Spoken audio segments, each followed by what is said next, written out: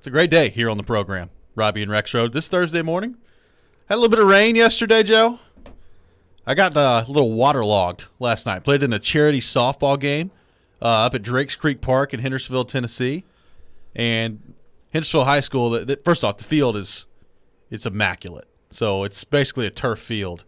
So there's really no amount of rain that's going to rain you out. I guess you can just get delayed if the outfield gets a little mushy, but it held up pretty good. Lightning rules, I assume. Lightning rules, for sure. Mm-hmm. But no lightning in the Hendersonville area last night. We played a full softball game in the pouring down rain. It was pretty awesome. Got a dub? Got a dub. And what's the Robby Stanley line score here? I had a homer, had a double. A homer? Like over the fence? No, not in this one. So you legged out a homer? Oh, yeah. Wow. I mean, that's actually more impressive. Speed was flowing last night. Feeling it today, but the speed was flowing last night. Chris Sanders, part of the game last night. Joe Dubin, part of the game last night. David Reed of Outkick 360, part of the game last night. It's a fun time. On your team? Or Chris Sanders was not on my team. We went head to head. So sorry, Chris. Sorry, Chris. Took the L, man. Take that L. That's right. Chris did have the smart move of grabbing some Chick-fil-A in the middle of the game and then bringing it to his dugout. Power move. Smart move. Oh, yeah. That is a power move by right Chris Sanders there. last night. Like for everybody? No. Oh, okay. I was going to say, it's awfully nice. That was the best mute you may have ever had. Power move by Chris Sanders. Total mid-sentence. I just muted myself. So the rain felt like a little kid out there last night. Nashville SC playing in the rain as well, and a draw on the table. Kind of a disappointing end last night. Nashville SC goes up 1-0 with a goal by C.J. Sapong. And, Joe, you know what that means?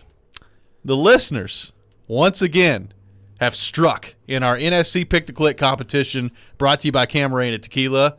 They now have six correct answers in this competition. You have one. Michelle has one. Ryan Porth has one. Robby Stanley has 0. But again, we're all in the same boat basically. 6 though. 6. That's pretty impressive. I mean, again, it's a small group of people who are going to be picked first, but to get it right this often in a sport where like there's a lot of games like last night, a 1-1 draw. Yeah, awfully impressive. Well, I guess you had the primary assist on Sapong's goal.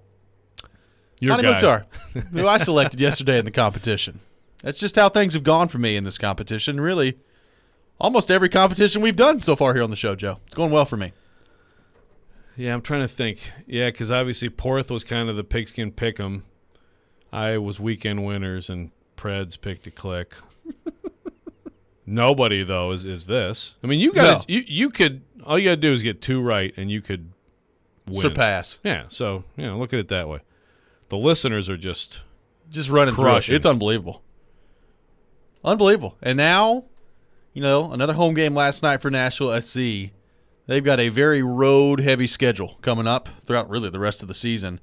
And, you're getting points, and that's great.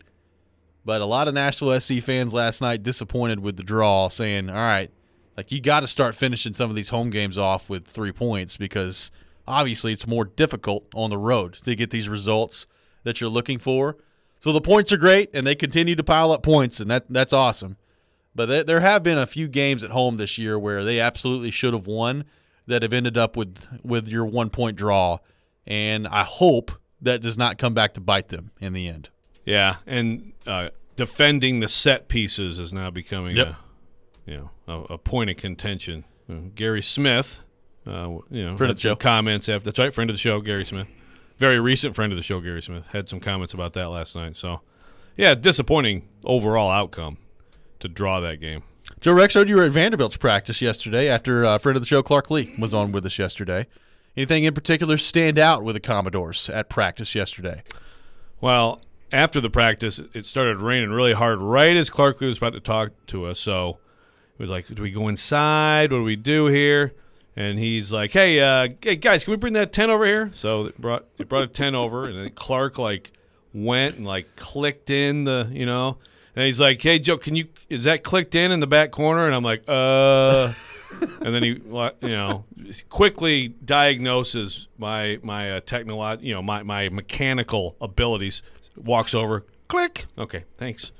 and then goes and stands out in the rain and talks to us. So he stands in the rain. We all the soft media stand under the tent asking questions. Yeah, but the practice itself was very good offensively, I would say, especially compared to how things have been going.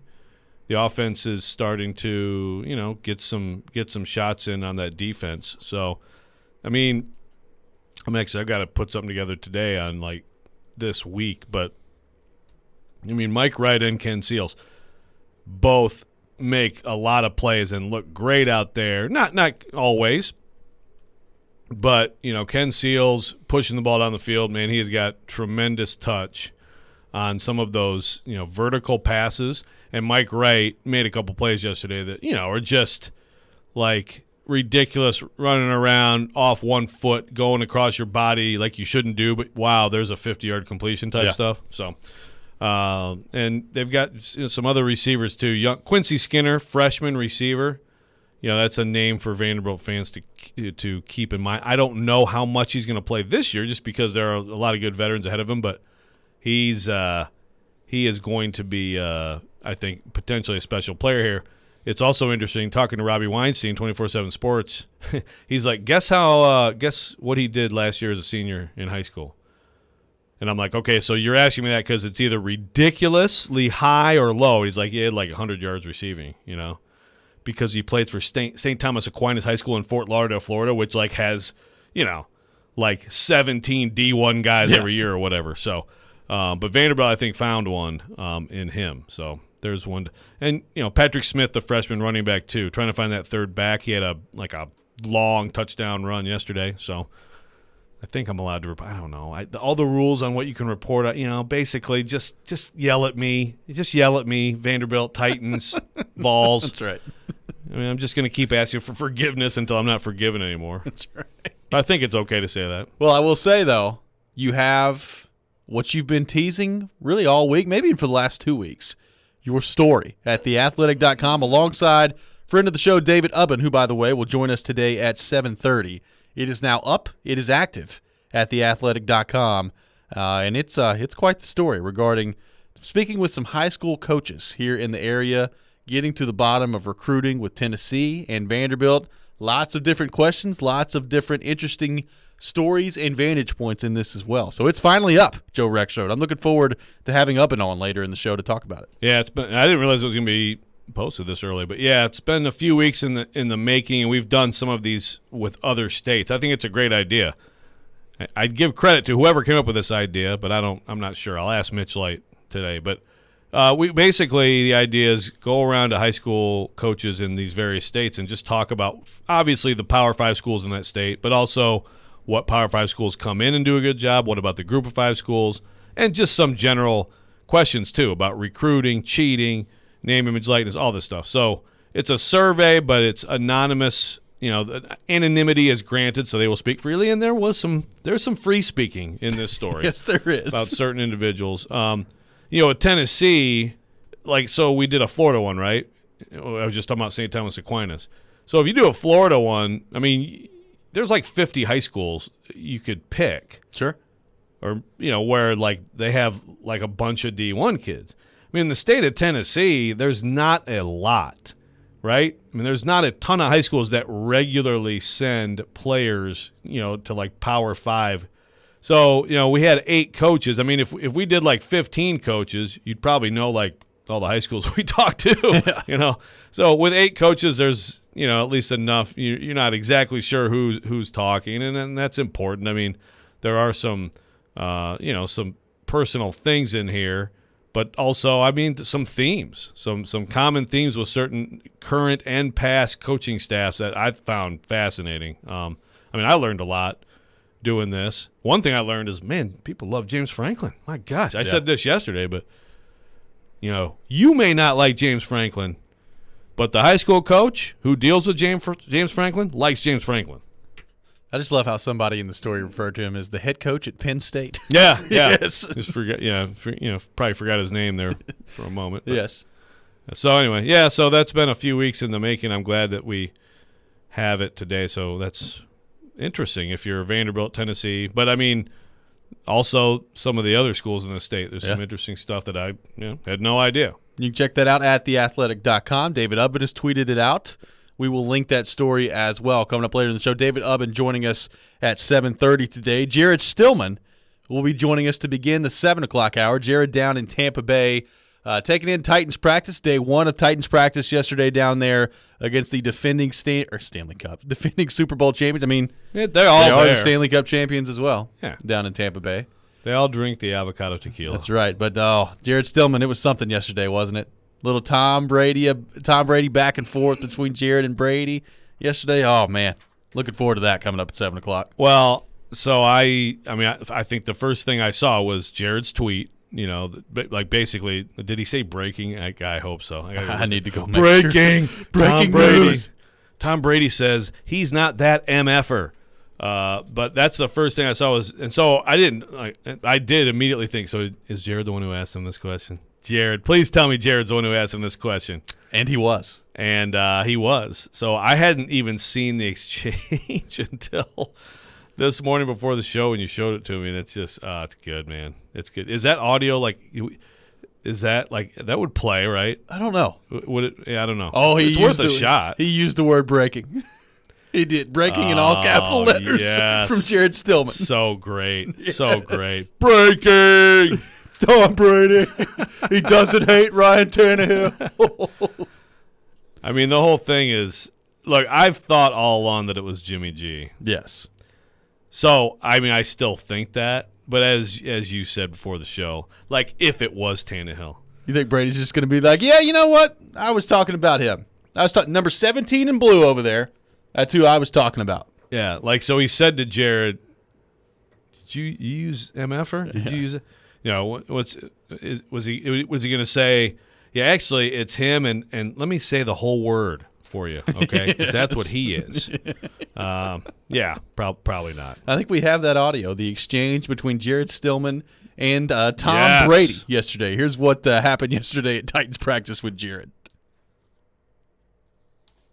Coming to the Titans a couple of years ago, in the HBO shop thing, you talked about a team staying with a quarterback over you. A lot of people wonder in Nashville if that was Ryan, and if so, what do you think of Ryan as a quarterback? I like Ryan a lot. He's a great player. So he's obviously a great leader for that team, and he's done a great job. Last year was phenomenal. The year before that, he was great. So I really like Ryan. Competed against him a lot. He's beaten me quite a few times. So I think he's a great player. But he wasn't that MFer in the shop?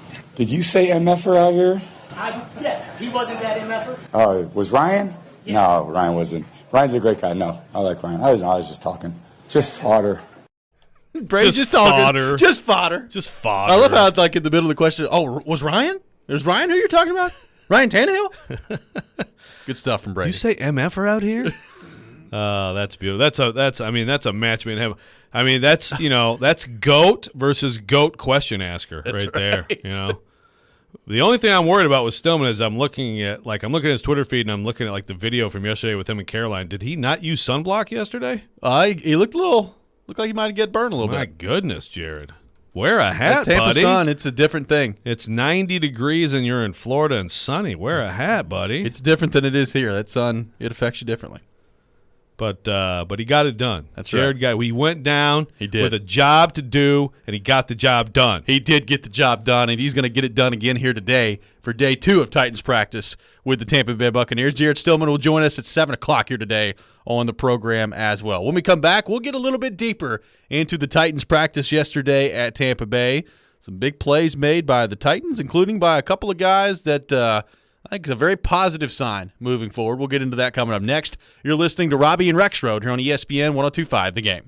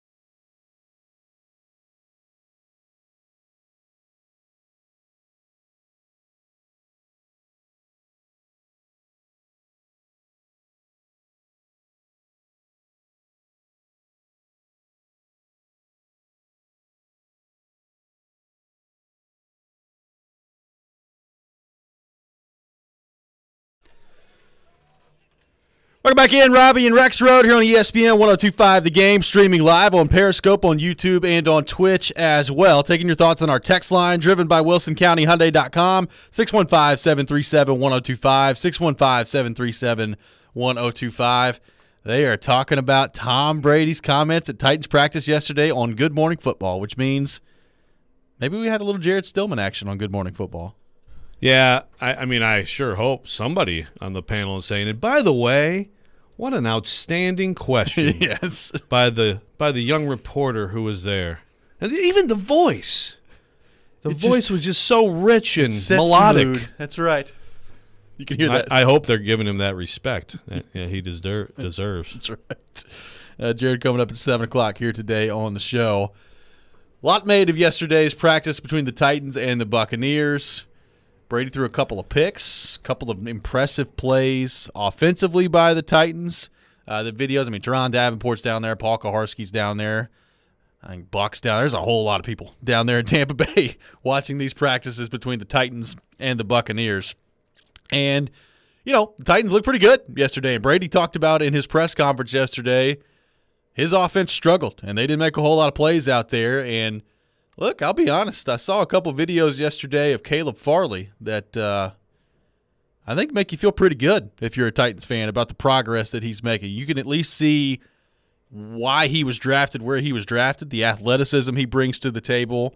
Obviously, he's still a little raw, and he's not played much football in the last 2 years, but when you're going stride for stride with Mike Evans and making a play on the ball and breaking up a pass, one-on-one coverage, I think it makes you feel pretty good if you're a Titans fan, watching what happened yesterday at day one of Tampa's practice against the Titans. Yeah, well, that rep in particular, because he sort of is beat, he recovers with his speed, and then he turns and finds the ball, which is sounds easy, sounds simple, but it's when you're in that moment, you got to have a lot of confidence to do that, and you got to have a lot of awareness, and I thought that was a great play. So, yeah, there were some good reps. I will say that I heard the open of Stillman and Company, Jared and Caroline talking about this, and Jared was like absolutely giddy about the overall outcome. Like it was like, I mean, he was breathlessly almost. Means the Titans are going to the Super Bowl? Well, just how amazing it was, how great they were. And I'm like, okay. And so they had some good moments. Yeah. They had some good reps. It's just like a preseason game, and yet you could say in some ways more valuable, but I don't know if it's anything more meaningful. Like the Tampa Bay Bucks last year, like in November of last year, may not have made the playoffs. Like they were pretty bad. I think, what was the game where they just got torched? Someone just maybe it was New Orleans coming into their place to complete the sweep. That's exactly who it was. Yeah. Just totally destroyed them. Yeah. So it's just like, you got to be careful drawing any sort of, like, this is great, useful work, okay? But, beating some Bucks in some individual drills or whatever, or even beating them in team for a few periods, like, you got to be real careful about thinking that means anything. It doesn't. Right. I mean, for individuals, you want to see good development. Like that Farley video, there's like, okay, you want to see him healthy, able to play, able to participate, and showing that he can go tangle with one of the best receivers in the league and make a play. That's good. Sure. On an individual basis. I wouldn't take it beyond that. Right. Like, it doesn't mean that this is a Super Bowl preview. Now, maybe it is. I don't know. It could be. It absolutely could be. I don't know. I mean, we've talked about that all offseason long with the Titans. Sure. Those are, I don't know if it's fair to say the Super Bowl is the expectation, but this team is expected to make a deep run. I mean, it just is. So the roster is there. The offense for sure is there. And look, one thing that stood out yesterday, too, from the reports down in Tampa Bay, doesn't really matter who the competition's been so far. Marcus Johnson, Chester Rogers are getting things done, and they got things done again yesterday against Tampa Bay. And that's another really good thing to see is doesn't really matter who's covering Marcus Johnson and Chester Rogers right now. They're getting open, making plays, and catching the ball. It's really good. Yeah. No, I mean, it's every single day. And, that's something that, Vrabel in his comments, which were pretty brief, But They were. yeah, pretty quick presser there. But kind of he says it every time he's asked about those guys. I mean, the first thing he says is, "Yep, they're available." Yep. I mean, that's a huge part of this. Are you out there? But they're out there every day, and they're making plays. So like it seemed like probably Vrabel was a little bit happier after the practice than Bruce Arians. Seems like Bruce Arians a little bit. So today the Bucs will, I don't know, They'll probably rebound. respond and I don't know, win the practice if that's a thing. Yeah. Brady's not gonna throw an incompletion today out there. Yeah, he may not. And Elijah Molden, that was another real nice play. Undercut the route. Yeah. In those spaces, he's been very good. So that was a good play. It's got to feel good if you're him to pick off Tom Brady. But it's also, so was it just 2 years ago? Yeah, it was just 2 years ago that the Patriots came in here. Yeah. And if walking away from that, again, like you don't make sweeping judgments off the practices, but walking away from that, I don't think anybody thought like the Titans were a better team than the Patriots. And they weren't at that point. And then that exact same team, those exact same teams played in the playoffs, and the Titans were better. And Well, if memory serves me correctly, at least on one day of those practices with the Patriots, Ryan Tannehill was awful. He was. Yeah, so Brady looked, if you were comparing the quarterbacks in the same drills, the same team, in the same 7-on-7, there was a big gap between Brady and Mariota, but Tannehill was like well behind Mariota even at that point. And that was around the time there was some like, well, Titans, is Tannehill fighting for the starting job? I was like, no, he's not. There's no way he's starting. He's not getting the reps with the number one team. Marcus Mariota's getting all the reps. He's going to be the starter. And he was. But, I mean, there was some truth, obviously, that they liked Tannehill. And a lot of camp, he looked good, but he didn't look good against them at all. So it's you just got to be take it for what it is. It's good work. It's good work for the team. It's good work. It's positive that you're down there. This is, again, an example of the NFL and practices, man. Right. It's one of those things that sometimes just drives me nuts. Like, I get it. Practice is important. It's not the be-all, end-all. Yeah. As we found out last year. And, what's happened, too, in this league is that, I mean, I used to look forward to preseason football because I'd see, like, real teams playing each other for a half. And it's so much less like that now, and the coaches have figured out that something like this is actually better work. And again, we talked about the other day, you can get great versus great, but not be in a game where you actually have to tackle to the ground. I mean, That's really what it is. You can get good versus good in exactly what situations the two coaches want to see him in, but then not be basically restricted by the actual game to play the full game of football and risk injury at a higher level. So. I just wonder, like, do teams like this setup? Do they like practicing against another team for a couple of days? Like, obviously you can get some good work out of it, and I think you can learn some things. But I just wonder, like, if you're Ryan Tannehill, how beneficial is this for you? Like Aaron Rodgers was talking about, in the past they would have these joint practices and they do red zone drills. And like the Houston Texans one year dropped 8 in coverage. And he was like, nobody ever drops 8 in coverage in the red zone against us because when they do, it just doesn't end well. So it wouldn't even be part of the plan. So it's basically a waste of a period out there. Like, I just wonder, from a quarterback's perspective, everything you're looking for, the looks you're trying to get, how much benefit there actually is in a practice like this. Yeah, I mean, it seems pretty much across the board that players like it. Well, again, so there's that thing, which is interesting. Was that Bill O'Brien? Bill O'Brien? It was. Yeah. That's an interesting point. But, I mean, you still at least get to throw against, for the most times in this, you see some good players, right, from the other team. Maybe not the Texans like right now. But, yeah, if you're a offensive lineman, individual drills against some of those guys, again, even team. I mean, the Bucs had all those really great defensive players from a Super Bowl winning defense out there, and the Titans moved the ball some. So I think there's value in it from that perspective. We'll continue the conversation on the Titans when we come back. Taking your thoughts on our text line, driven by WilsonCountyHyundai.com, 615-737-1025, 615-737-1025. Titans with a good day yesterday in day one. Do you care? How much does it mean in the grand scheme of things? And does it give you confidence in this offense? They're moving the ball pretty well against that Tampa Bay defense. We'll get to more of that coming up next. This is Robby and Rexrode here on ESPN 102.5 The Game.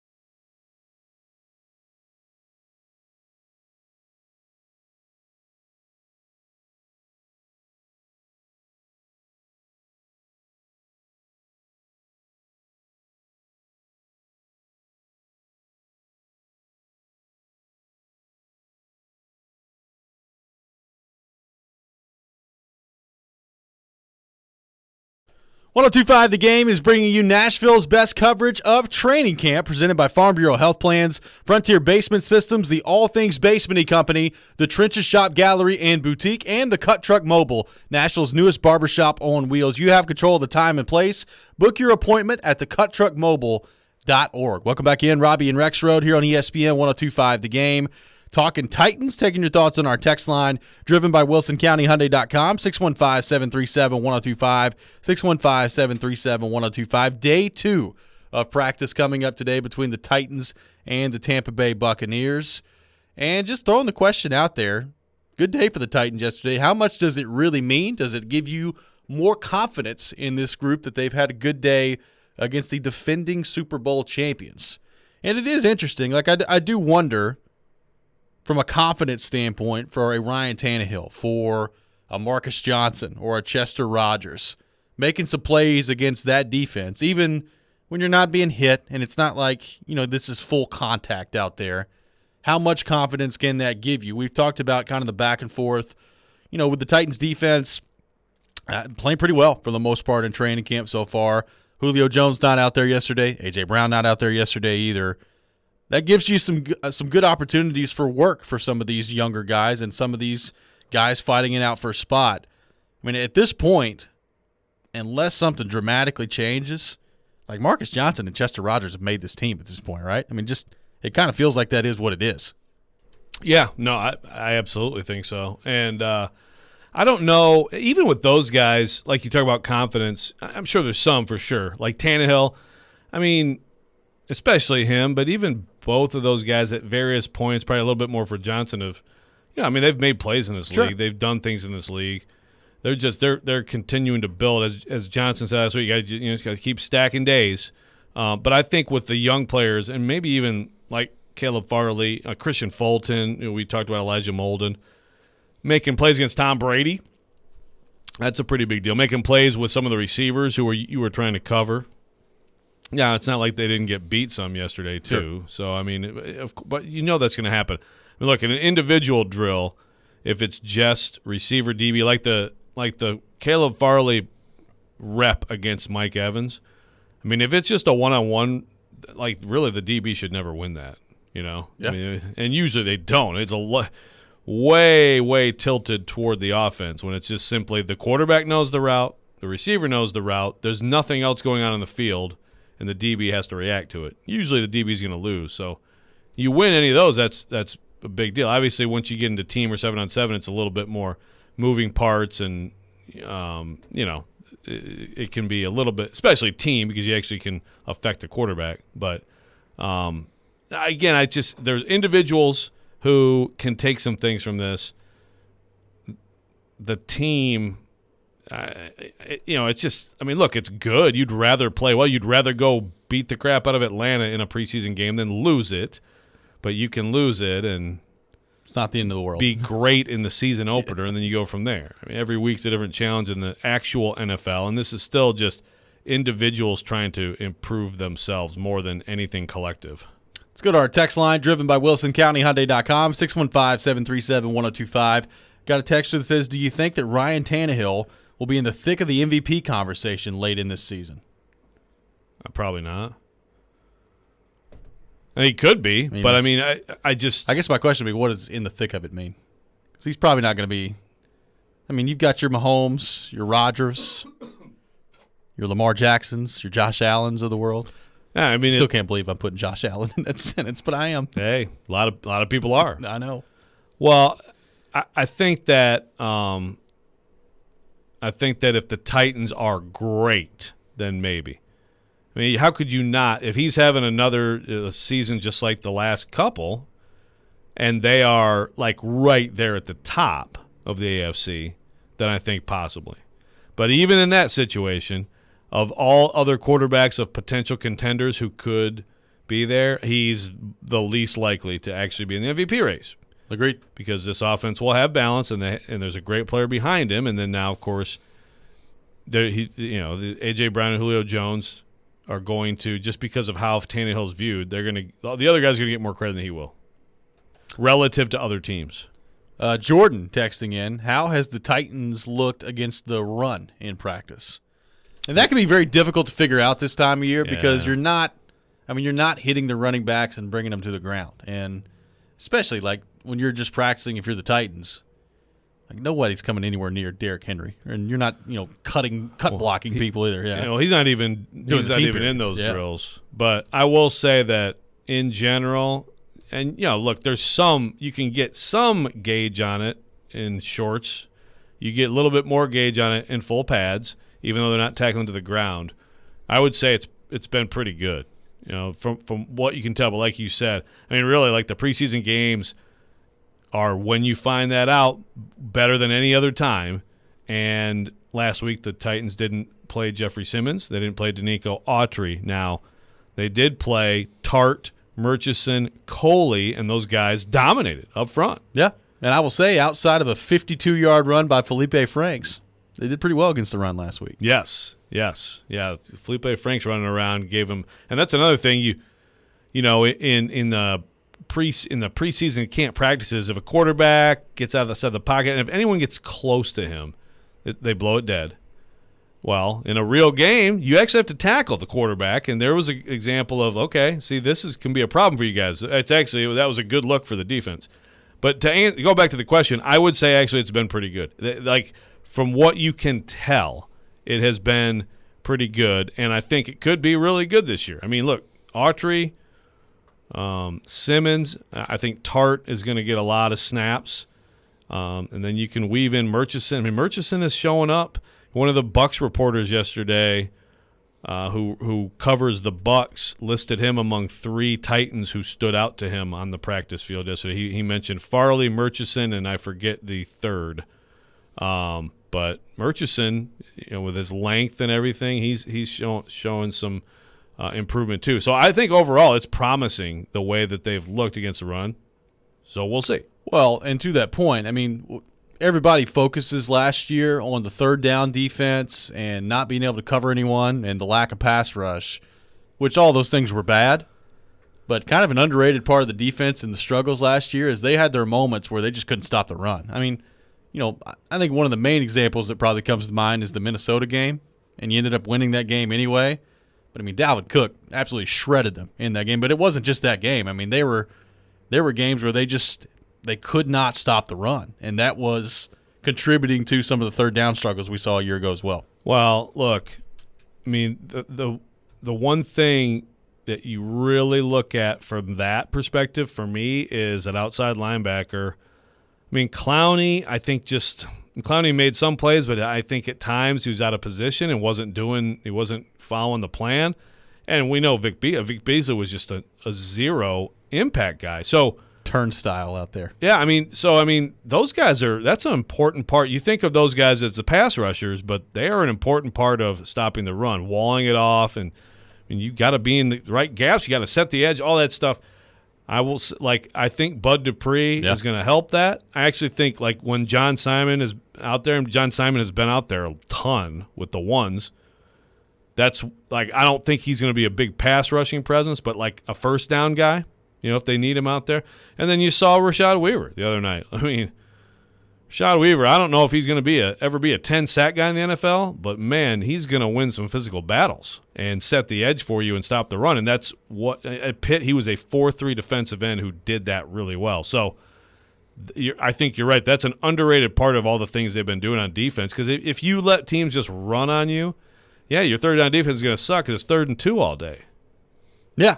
Now, also keep in mind when it was 3rd and 16 last year. You didn't feel all that comfortable, but yes. You also didn't like those situations. You did not. When we come back, we'll continue the discussion on the Titans, including a guy that Rexrode previously had locked into this lineup, but might now be in danger of being cut. We'll get more to that coming up next. You're listening to Robby and Rexrode here on ESPN 102.5 The Game.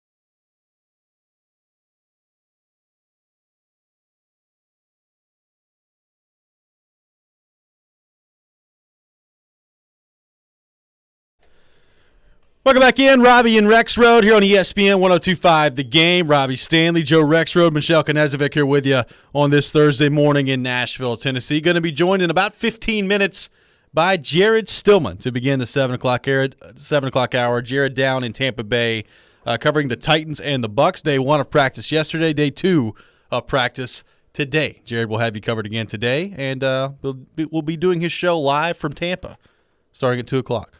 Do you think he went to sleep last night with the loop of him and Brady sharing words together? Probably so.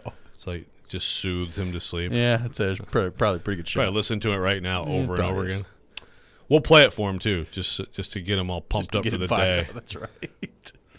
Joe, we've thrown out an interesting kind of teaser out there that's got me very intrigued as well, and that was a guy that Joe Rexrode thought was going to be a lock to make the Tennessee Titans that now might be in jeopardy of being cut. And I'll be honest, I have no idea who you're talking about. My guess was Des Fitzpatrick, but that feels a little too obvious for this conversation, so I have no clue who you're referring to. Okay, well, I'm referring to a guy people know well when it comes to me. But I think Nick Westbrook-Ikhine might not make the team. Really? Well, and the thing is, I would still, if I made a 53, I would put him on it. But, and he had a good day yesterday too, apparently. Made some big plays, had a touchdown. I'd say, lately he's been the third best playmaking receiver after Rodgers and Johnson. But here's the math, the way I'm doing it. Okay, first of all, we'll go A.J. Brown. I think he's going to be on there. I think he's in. Julio Jones, I think he's in. I think, as you said earlier on the show, I think that Rodgers has to be in. I mean, he's taken it. He's been the guy now when Marcus Johnson was the guy last week, but they've both been the best too. They have to be on the team, and I think both of them have a shot to really matter this year at times. Again, you think about situations in recent years where you have a Khalif Raymond out there, where you have a Cam Batson out there. Obviously, Adam Humphries in and out of the lineup. They don't have the guy exactly like that. But Chester Rogers can do maybe some of those things. And Marcus Johnson, I think, can really give you that vertical presence. So there's 4. So haven't said Josh Reynolds' name yet either. And that's the thing, because Josh Reynolds was, again, a week ago, gosh, he's not healthy. They're not paying him a ton. Well, you saw this week, why he was signed.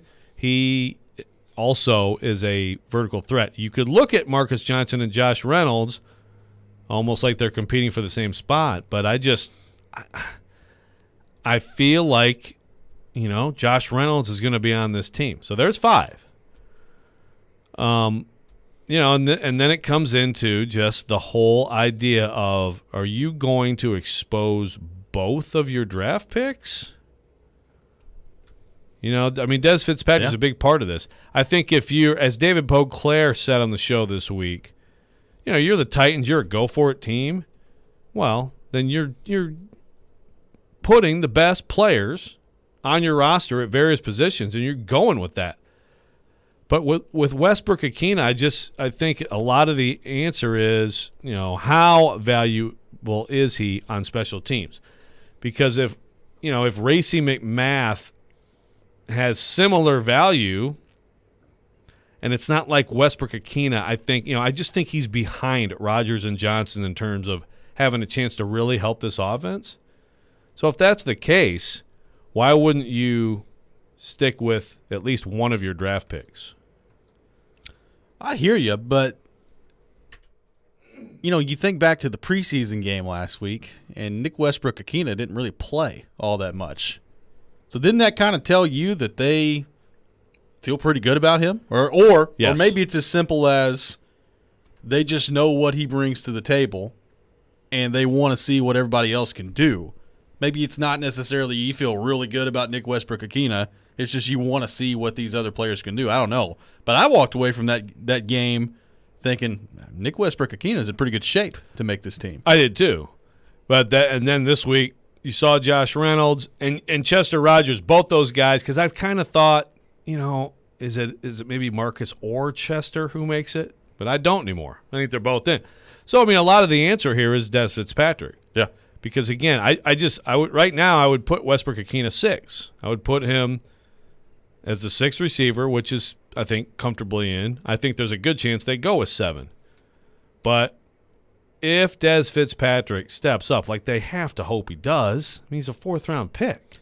But what if he doesn't? Well, if he doesn't, then I think this is inaccurate. I mean, I don't think I'll be right here. I'm just saying I can now see the path with Reynolds coming on, with Rodgers and Johnson both kind of demanding that they're on this team. And that's what they're doing. Well, honestly, daily. Well, with Julio Jones coming in, you've spent 2 draft picks, as you said, at wide receiver. Now, albeit one of them a 6th-rounder and come in later. But I think John Robinson probably coming into camp, you're probably hoping that Nick Westbrook-Akina is not on the team because you hope that maybe 2 of those guys have ascended. Now, it's interesting with Racing McMath. Like, if he doesn't make the team and he gets exposed, is somebody really going to take a flyer on him? I don't know. The temptation of the size and the speed, it's there. But the simple fact of the matter is, he wasn't really all that overwhelmingly good at LSU because of circumstances, in some cases, that were outside of his control. But players in front of him. Yeah, last year he could have done more. Last year he could have done more. Des Fitzpatrick is kind of the more intriguing guy on that thing to me. But I just don't – is somebody going to take a flyer on Racing McMath if he's exposed? Because I think what may end up being the perfect route for the Titans is for him to not make the team, to be on the practice squad. You can spend a year developing him, and then maybe next year you see a lot of progress from Racing McMath and the natural gifts that he brings to the table. Maybe you can find a pretty good spot for him. I mean, there's been talk about, he's big enough where maybe you could switch him to tight end if you really wanted to. And I don't know about that, but just another year of developing could be pretty good for a guy like Racing McMath. Yeah, right. No, I mean, I think if the Titans could take McMath and Fitzpatrick and just put them on the practice squad, they'd do it right now.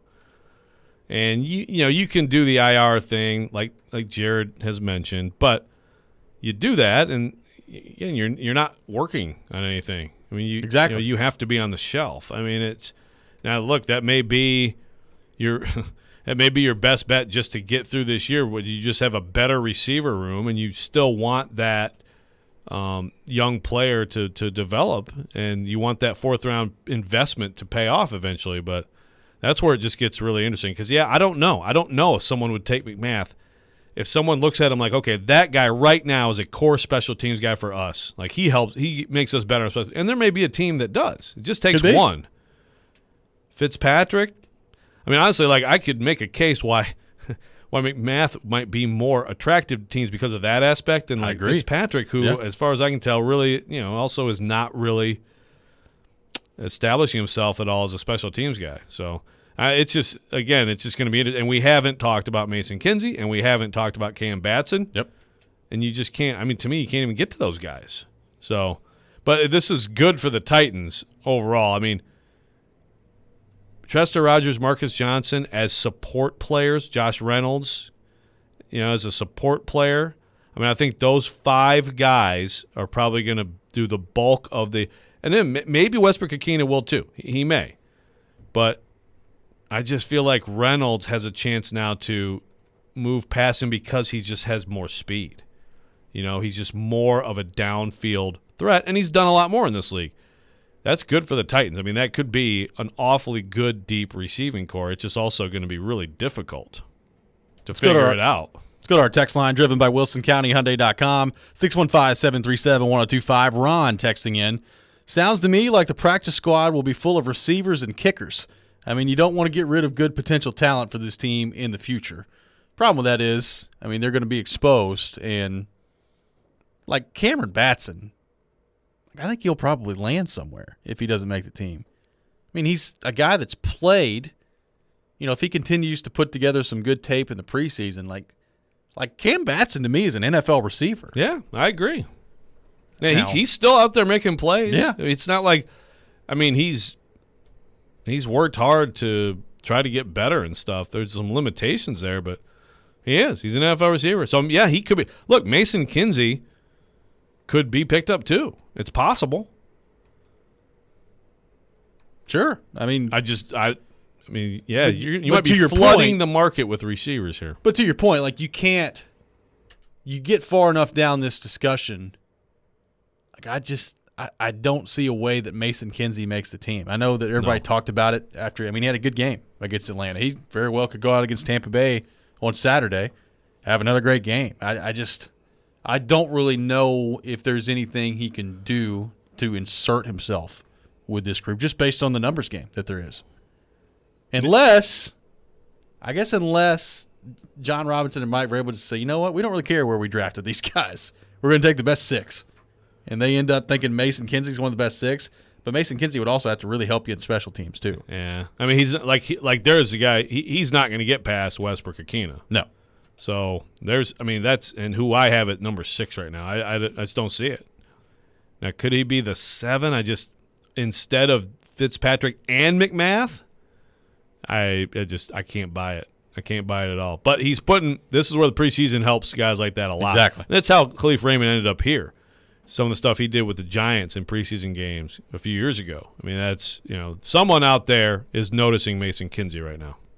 Now The Khalif Titans Raymond would like them probably to not notice him, and they'd like him to be on their practice squad. Yeah, probably so.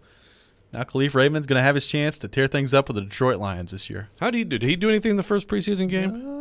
It was with the Lions, so probably not, but I can check. Let's see He's here. got Jared Goff throwing him the ball, Dan Campbell motivating him. I mean, there's a lot to like about that situation. Khalif Raymond had 1 reception for 5 yards Okay. on 1 target. No. 1 for 1. 1 for 1. I don't know if that means that he didn't play all that much. There were Dan Campbell's like, hey, we're not going to put our key guys in that's harm's right. way, okay? some of the receivers they've got. Wow. Khalif Raymond, Geronimo Allison. Somebody named Tom Kennedy was their leading receiver. Oh, that Tom Kennedy. Watch out for him. They do have the kid from USC who I think is going to be good. St. Brown. Yeah. Another possibility for the Titans in the draft. Yeah. He had 2 catches for 12 yards. Hey. Offense just chucking the ball around. When we come back, we'll be joined by Jared Stillman, who is down in Tampa Bay for Titans and Buccaneers practice coverage. We'll get to him coming up next. You're listening to Robby and Rexrode live from the Wholesaling Studios, powered by RumbleOn.com, here on ESPN 102.5 The Game.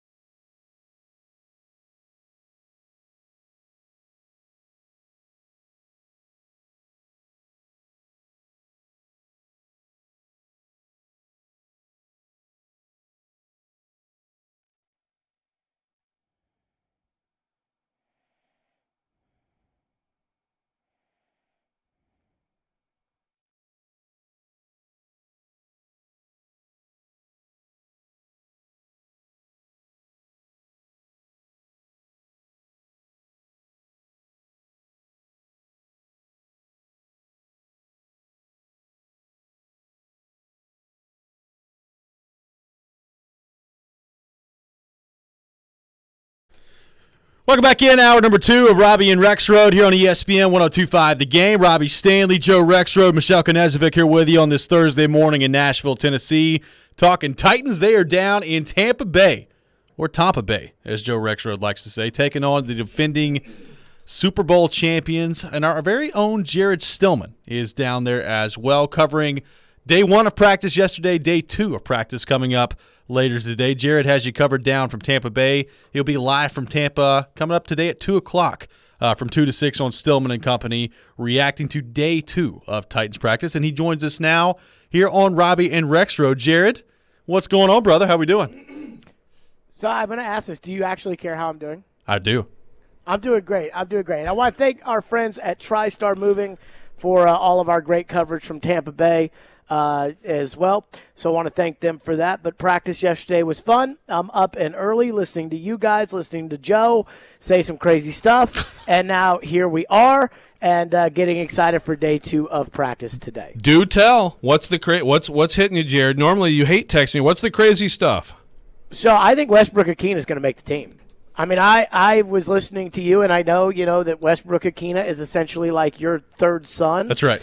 And I understand that you have skin in the game, whether or not that's what you wanted when you wrote that article with a very misleading headline. But I'm hearing about Titans receivers, that was the headline. I will say this. I'm hearing about Titans receivers. I was listening to you guys in the last segment talk about the wide receiver position. And I think Chester Rogers has made the team. Like, if there's talk about whether or not, if they go with Rogers, no, he's on the team. Like, he's on the team. I think he's going to start in the slot over Josh Reynolds right now because Tannehill just loves him. So I think he's going to be the punt returner as well. I was out there yesterday, and the second best receiver was Nick Westbrook-Ikhine. And I think the Titans are going to value consistency. I think they'll value him as the gunner on special teams. And I think the roster spot that Westbrook-Ikhine may take is not that of a wide receiver, but it might be the spot of Dane Cruikshank, who was at one point the gunner on the punt team. Last year, Westbrook-Ikhine was one of the gunners on the punt team. I think that's probably the spot he's going to take. I don't have Westbrook-Ikhine. I went through the locks on the roster. I have 44 guys that are locked in right now. Today, they're making the team, no question about it. But I don't have Westbrook-Ikhine as one of those guys, but I think he's going to make the football team. And I think he should make the football team. And to your earlier point about Cam Batson, I think Tannehill chucked him under the bus yesterday. Not happy with Cam Batson. I think Chester Rogers has passed him as punt returner, so I don't think he's going to make the team.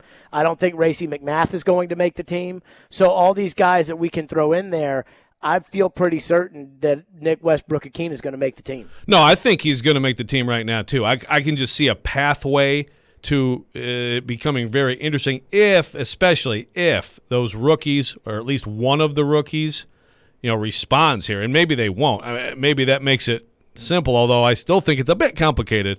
But I think right now I have him on. With Reynolds now running, and by the way, I haven't heard how Reynolds looked, but with Reynolds now running, he looked good at Nissan Stadium. Did he do anything yesterday? Yeah, Reynolds was out there, but it was nothing of note. I mean, that's where I was, and I think they're probably limiting his practice reps. And I think Chester Rogers, and Joe, I talked about this yesterday on the show. I think this was kind of my biggest takeaway. If I had a game ball from practice yesterday, it would have gone to Chester Rogers. Now, I watched the offense. TD focused on the defense. I watched the offense yesterday. We're going to flip fields today.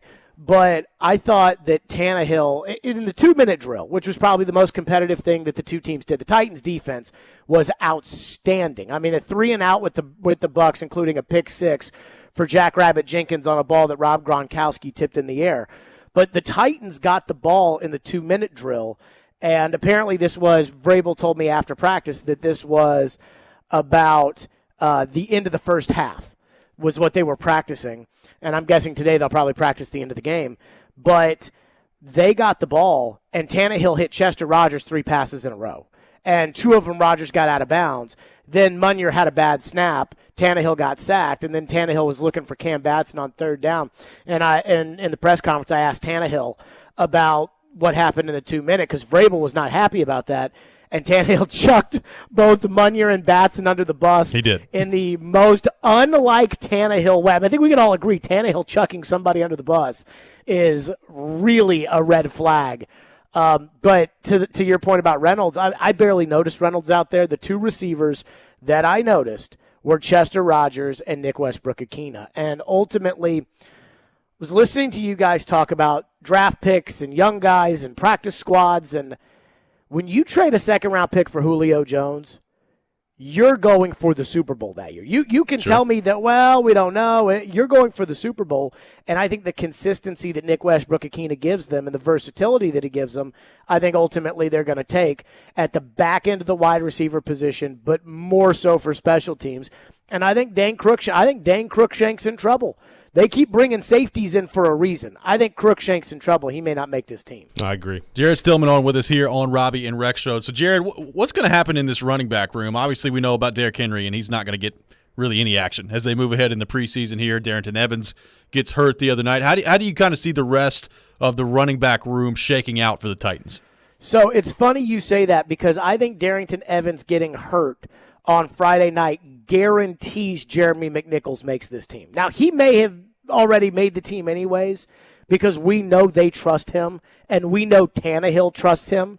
But McNichols, when he got activated, he was like the fourth or fifth guy. And Corey Curtis was on our show Friday, and he was talking up Mekhi Sargent. And Joe, you've been at practice. How much Mekhi Sargent had you seen until Friday night?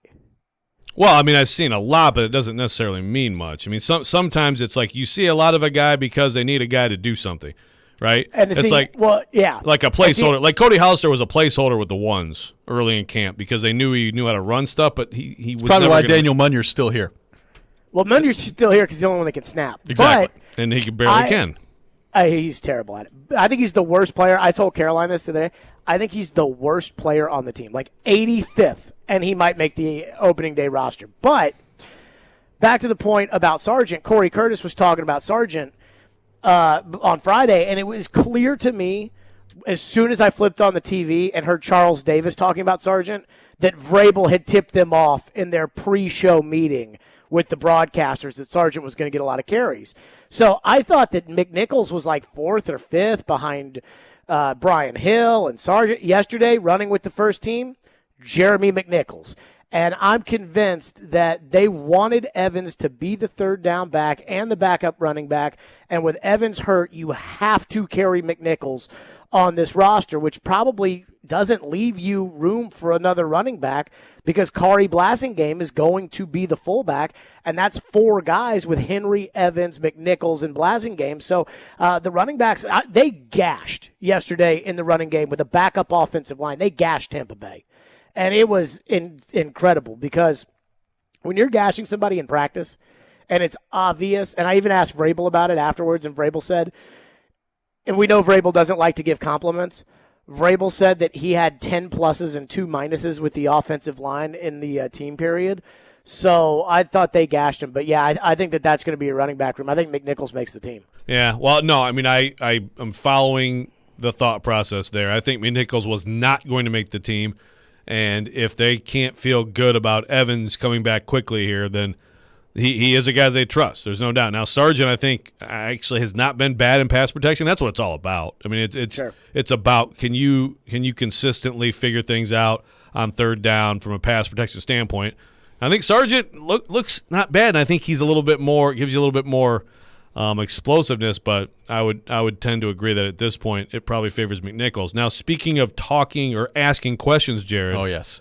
I mean, first of all, like how many times have you replayed to yourself, your little interaction with Tom Brady? Are you going to make a CD out of this or something? Like frame it in your house, like you and Tom, the GOAT said words to you, Jared, and you said words to the GOAT. How special was this moment? Also, were you all along going to say MFers, or did that just kind of come out in the moment to you? So I'm sure it doesn't sound like you've listened to the whole clip. If you listened to the clip, no, I listened to it. I tried to be nice about it and cordial about it the first time because this is greatest of all time, and I think it's pretty obvious. I told the midday show this yesterday.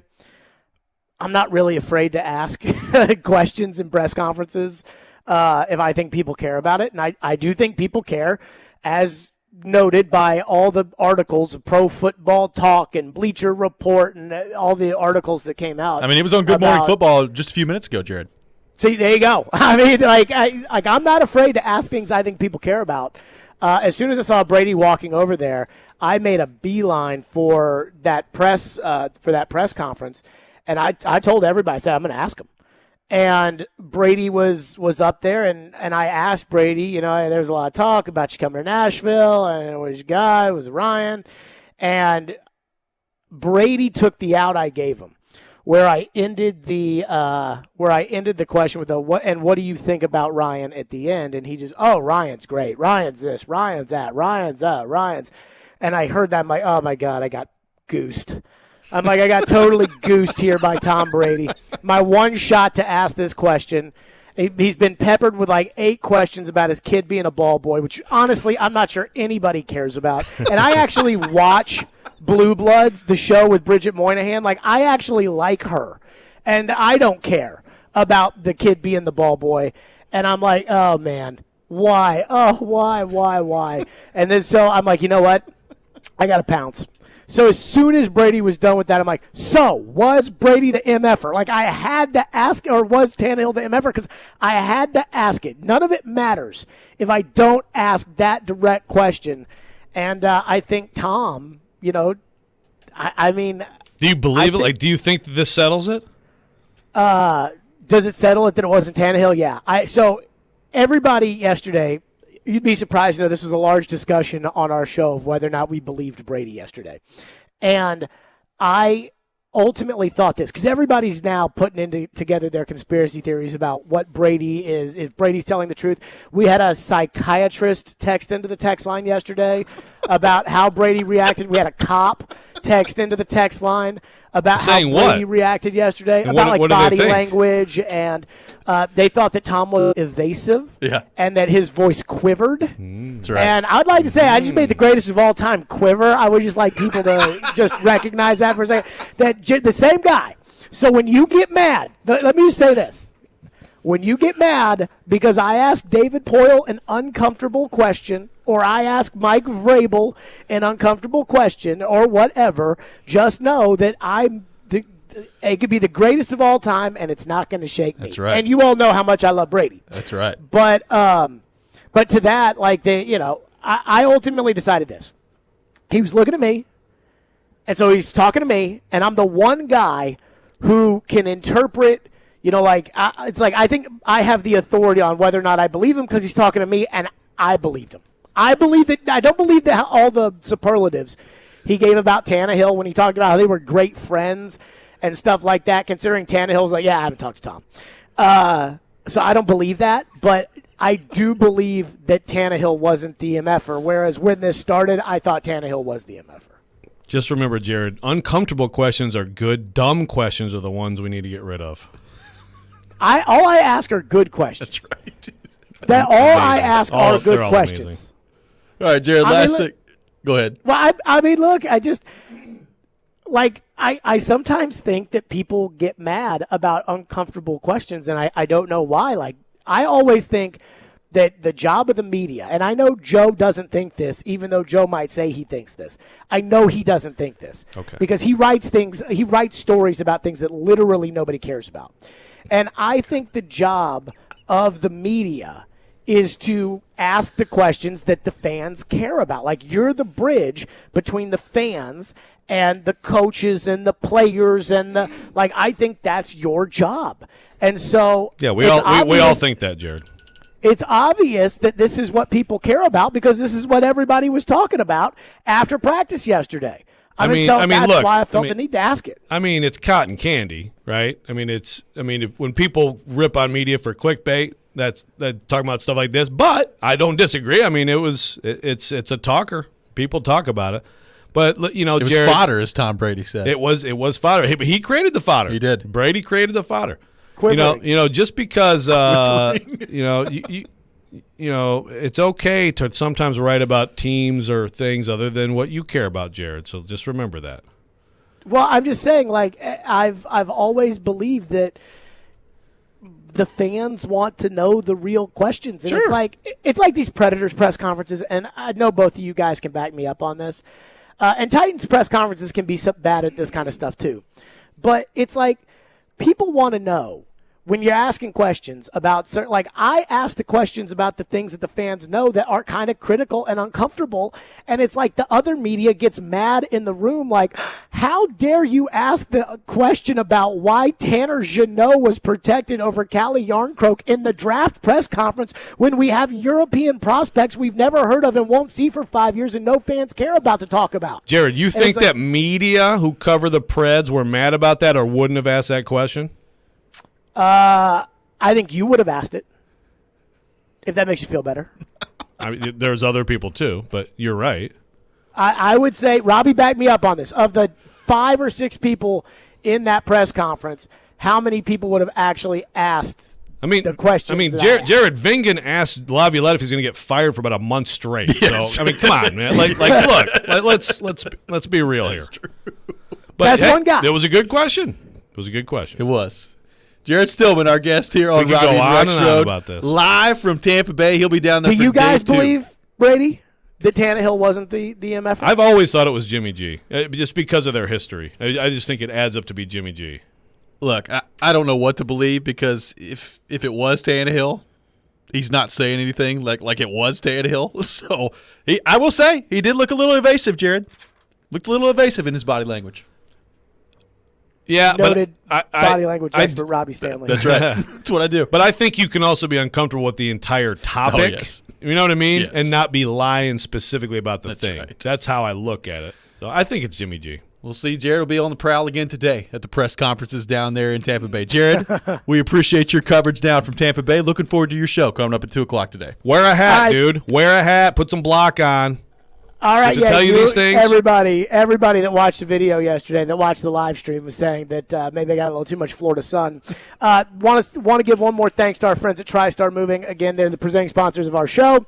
They're my official movers. They move me. They're great. And, of course, they're our presenting sponsor of all of our coverage here in Tampa Bay. Absolutely. Jared Stillman, our guest here on Robby and Rexrode. You can check out his coverage all day long at Jared Stillman on Twitter and at 2 to 6 o'clock as well on Stillman & Company as Rexrode punches the microphone. We'll be right back. That We'll was not react me to trying what to punch Stillman Jared from had afar. to say there. Taking your thoughts as well on our text line, driven by WilsonCountyHyundai.com, 615-737-1025. This is Robby and Rexrode here on ESPN 1025, The Game.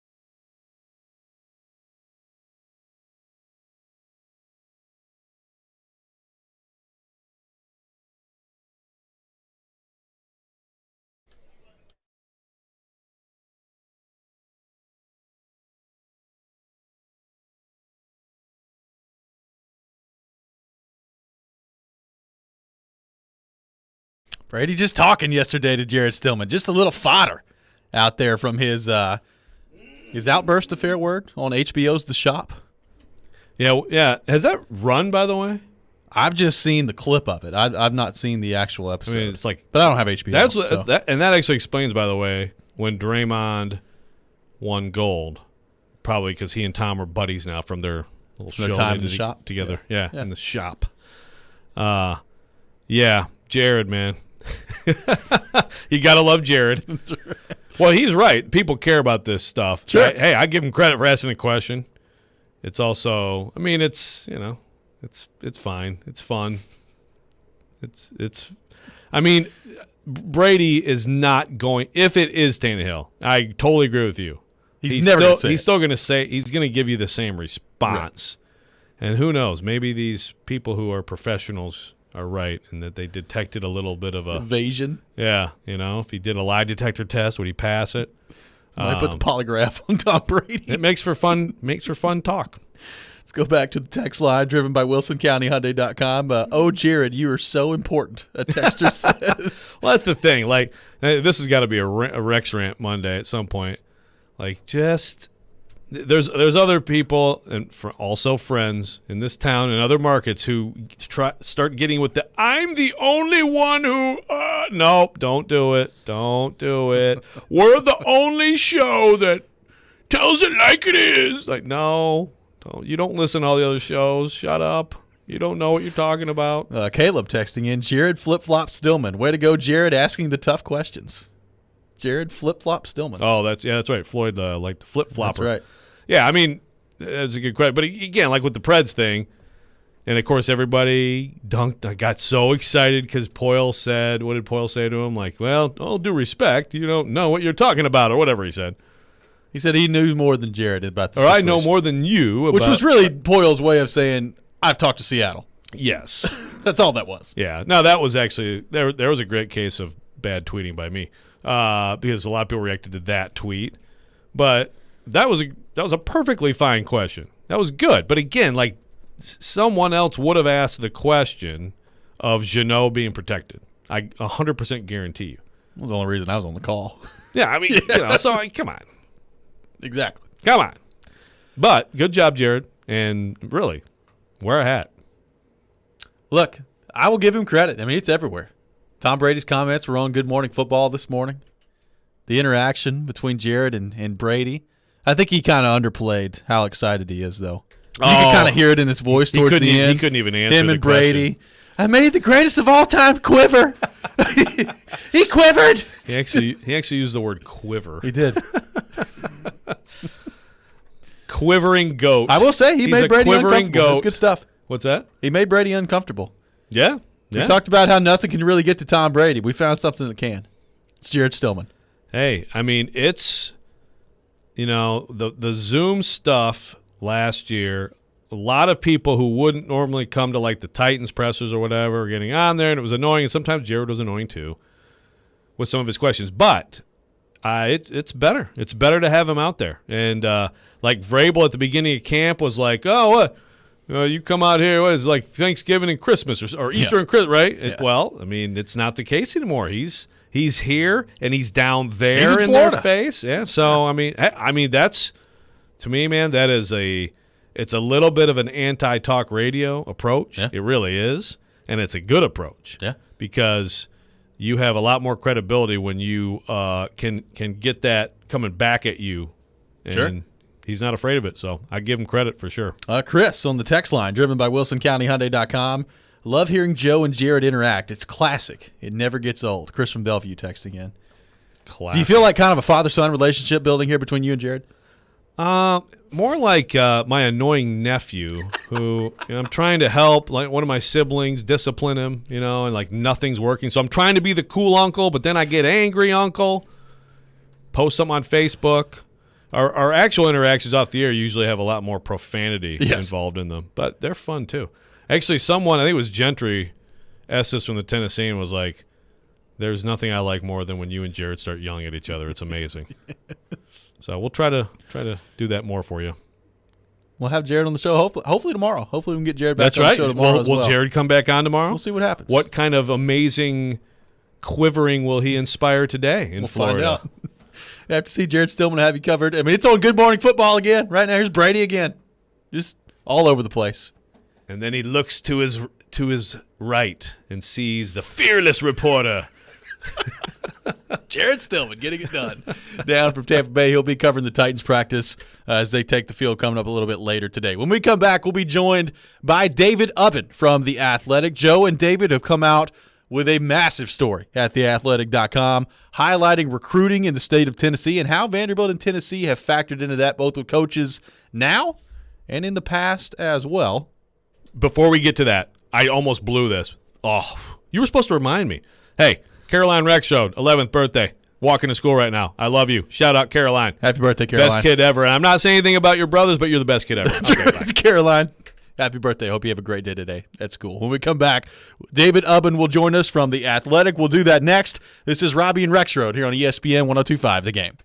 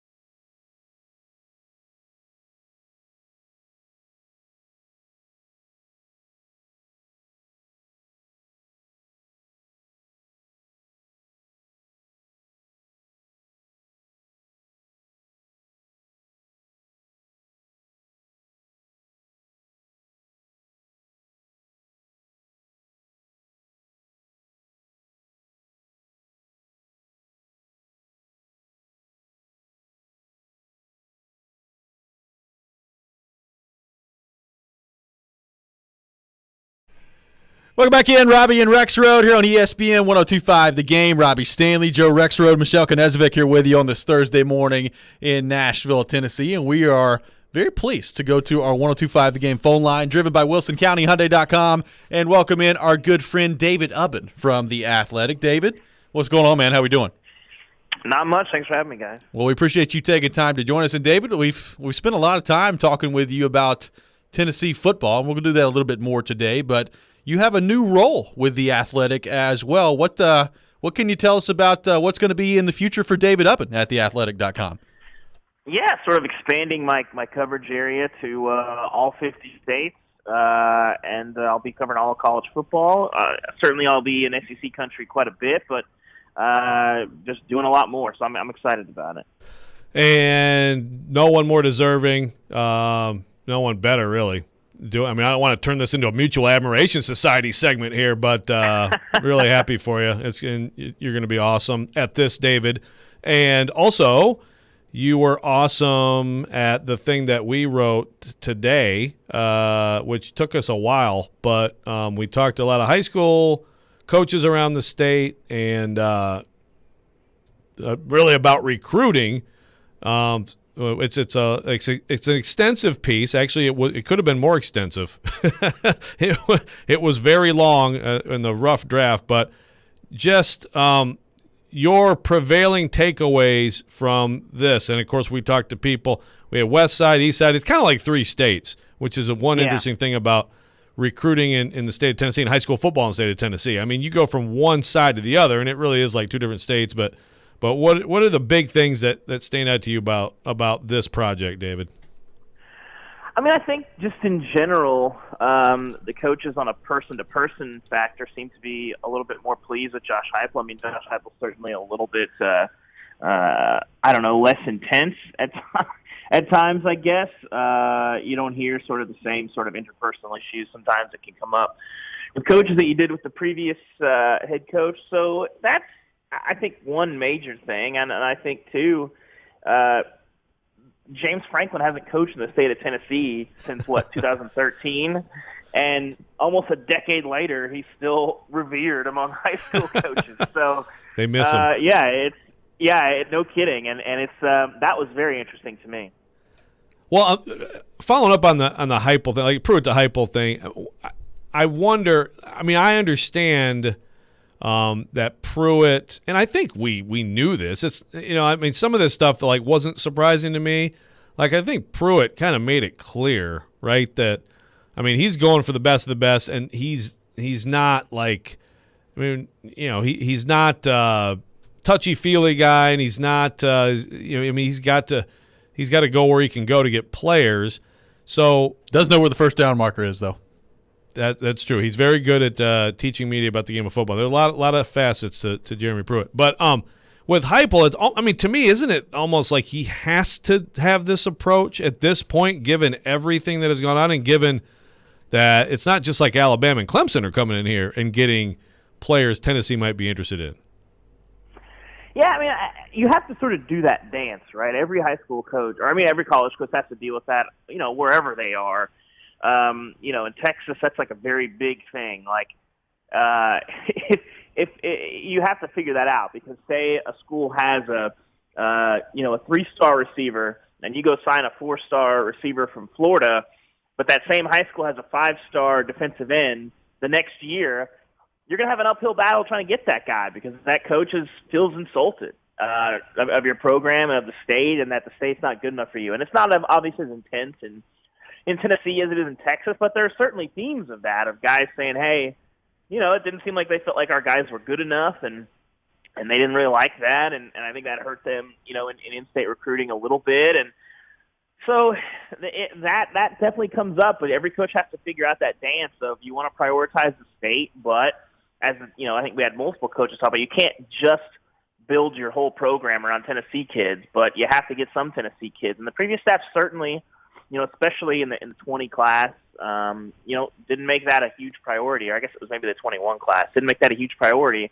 And, this staff seems to be taking a different approach, and we'll see. They haven't had a lot of immediate success, but it's still pretty early. David Ubben from The Athletic on the line with us, driven by WilsonCountyHyundai.com. And, David, to that point, one of the things we talked about on our show when Josh Heupel was hired was not only was the record kind of going the wrong way at UCF, but recruiting was as well. And look, albeit, I mean, that place was in great shape when Josh Heupel took over, so that's a pretty high bar to work from, and we all recognize that. But I'm interested to see, I guess, how Josh Heupel really adapts and changes the way he recruits here in the SEC because, as you know, that's the name of the game in this conference. You got to be able to recruit. Yeah, I mean, I think, speed is a huge emphasis for them, but you got to be able to win on the lines as well, and I think they realize that, but I think it's certainly more paramount in the SEC than it would have been in the American. And so you're sort of building your program here, and they got to kind of figure that out. And, for them, I think it will help as they get a little more access to guys, a little bit more time passes. All those things can help because, again, they've had very little access to players with the extended dead period and all that stuff, and then, of course, the NCAA issues, which I was a little surprised that the coaches hadn't heard much about. But I will say I wondered a lot if that was a little bit different if they went out of state. The in-state, it didn't seem like it was that big of a deal, but out of state, I wonder. So, yeah, I mean, I think that's the rub he's got to sort of figure out right now. Yeah, well, and look, this is where – whether it's a big deal or not, other coaches will make it a big deal, have made it a big deal, of course. I mean, that's how this thing goes. David, as far as we also have some, big picture questions in these pieces for coaches, and I thought we got some really interesting answers on a variety of things, name, image, likeness, just cheating, the process, uncommittable offers, things like that. Of those things, what struck you most? I mean, I think coaches see a lot of the same things that we do in terms of what's wrong with recruiting. I mean, the uncommittable offer stuff is really messed up, and how you handle that. I mean, we talked to a coach that was talking about, hey, it's one thing if a place offers, 5 receivers and they're going to take 2, then you got to kind of figure out what you're going to do. But there's some places that, they're going to offer 20 linebackers and they're going to take 3, and it's like, what are we even doing here? What is happening? And how many of those offers don't really mean that much? And for a kid, he doesn't understand that, and maybe the coach does. But I'm sure for some kids, I'm sure they're wondering if they should even believe their head coach. In a lot of cases, well, no, coach, they sat down and they told me they offered me. He's like, well, a kid hearing that offer is not real is really hard, and it makes life difficult on the kids and the coaches, and they talk about it being kind of fool's gold sometimes, and that's pretty interesting, and it's difficult because a lot of kids don't know how to handle this stuff because they've never done it before.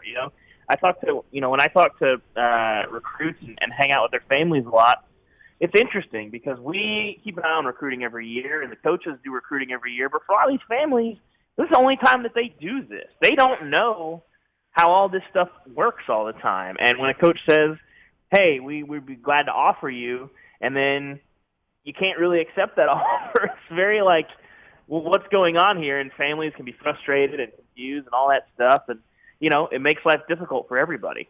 Yeah. And, one coach was like, I've heard this from other coaches too, just how about, if you've got an offer, quote unquote, then present a piece of paper. That's not possible, of course, under the current system, but the idea of no signing day and maybe some date, when that can actually happen. And now there'd still be probably verbals from 8th graders, but I mean, it could create. Yeah, what are you going to do? I mean, like I said, I kind of like the idea of an unofficial piece of paper that just sort of says, hey, this means something to us. And I don't know, that might get you in trouble in terms of, your numbers and all that stuff, and things are kind of unofficial, but I don't envy the families and the players that don't understand a lot of these dynamics. And the coaches do because they see it every year. We do because we see it every year. But again, we deal with it every year. We're not dealing with recruiting for the first time. And again, it's a tough deal for a lot of folks that have to learn some of these lessons the hard way, and it just sucks. All right, well, you're covering the entire nation, but you're still a Vols expert. So what are your impressions right now, especially on the quarterback situation? I mean, do you feel like this actually could just be that 3 guys are so close that it's hard to separate anyone out? I really don't think so. I think Joe Milton's performance in the scrimmage earlier this week, I think, has separated him a little bit. It sounded like he had a very, very nice day, and I would be shocked if he's not your week 1 starter. Do you think that it will be like Milton and then backups, or like they'll someone else with reps leading into it and maybe some game action. I mean, really, like as a roster management move, if nothing else. Yeah, I mean, I think you're still going to get guys getting reps with the first group. I wouldn't be surprised to see that, but I don't think they're going to play multiple guys. I don't know that you're going to have a split situation.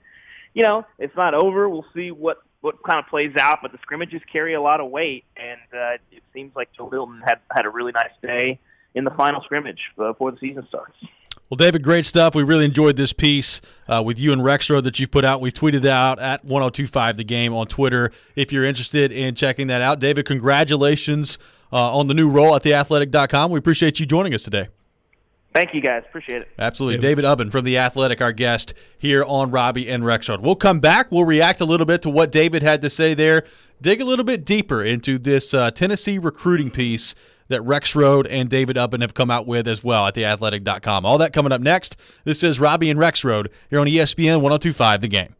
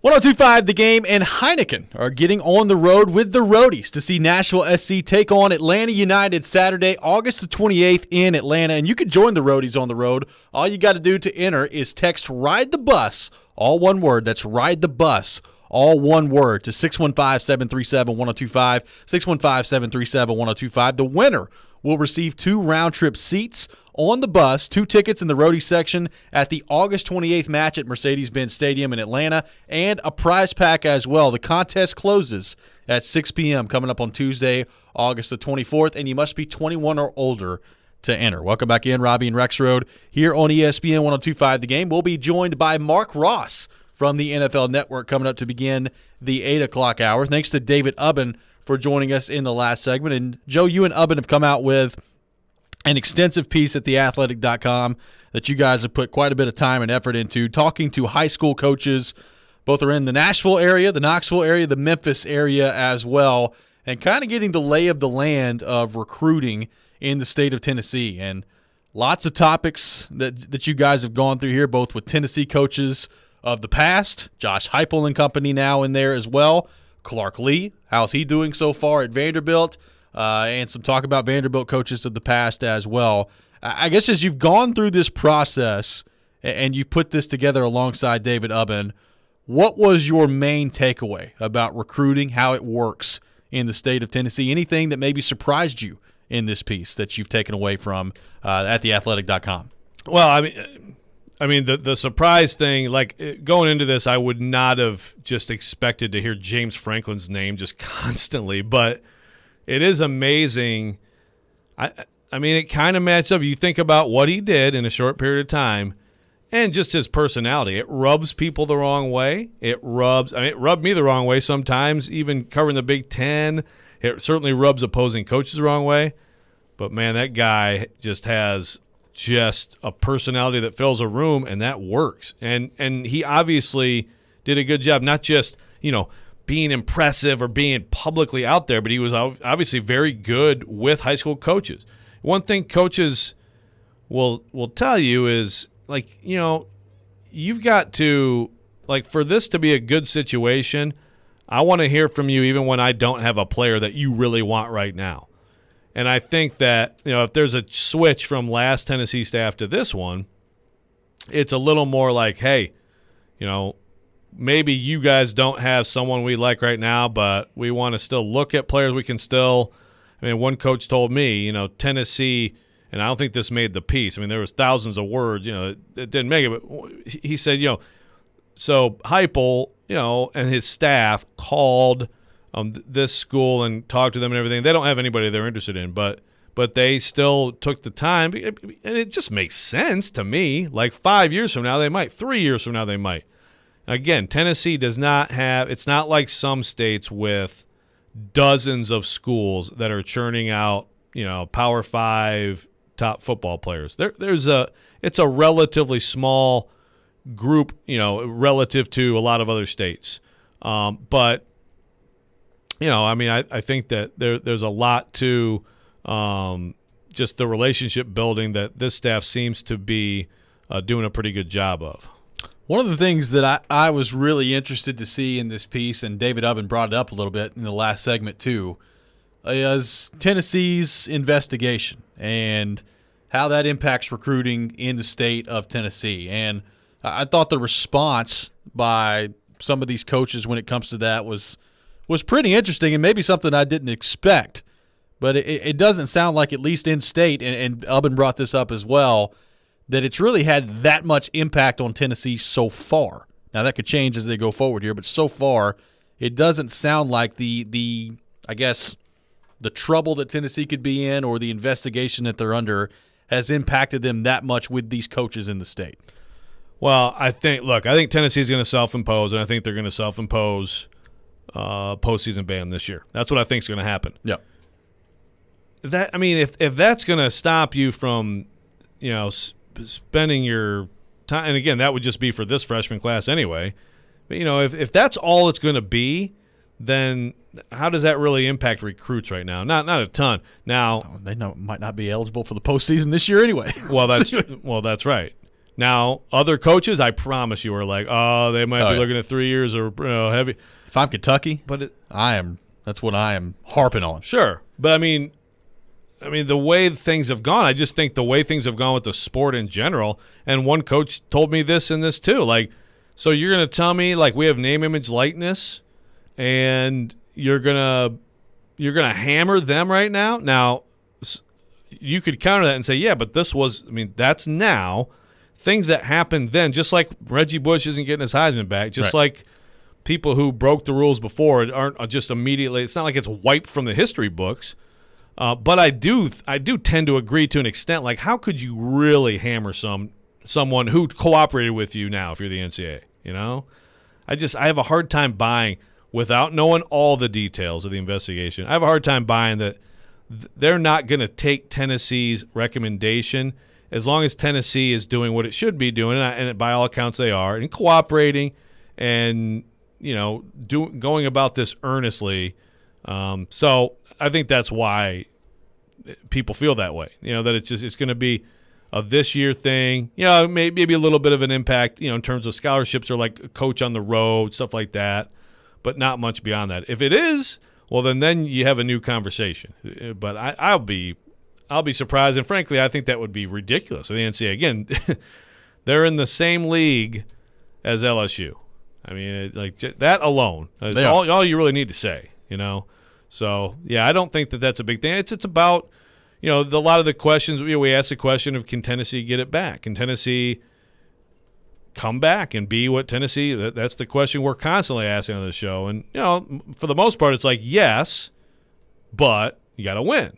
Yes, can you get back to what Philip Fulmer did, which is we're going to get 10 guys in this state who can help us win, or 10, 15, and then we're going to obviously go elsewhere because you have to. Yeah. I mean, Georgia, big time. But that's a long way from – it's just right now is just a long way from that when you have Kentucky, as you just mentioned, coming in here. Schools who got mentioned, and this is a different kind of level of recruiting, but like on the Vanderbilt front, Duke and Northwestern, both mentioned by multiple coaches as doing a great job in this state. Another school that got a lot of love was Memphis, by the way. Yep. But for Tennessee, I think there's a lot of, feeling that Heupel's doing it the right way. I think this fall is going to be so important to win, yes, but also just like show people that like you are doing good things, that your offense is exciting to watch, and that you want to be a part of this. One thing that was pretty interesting in this piece, and I'm not going to give anything away, but some fascinating comments about Jeremy Pruitt in this piece. Let's put it that way. Yeah, some people are not fans of Jeremy Pruitt, and some were. He's fine. For the most part, I think some harsh comments for sure, but also some like didn't hear from him, but circumstantially, whatever. We didn't have players. I think there's definitely this like Pruitt, and we knew this. He was very much like, let's go, need my guys. Let's not pretend this is anything but what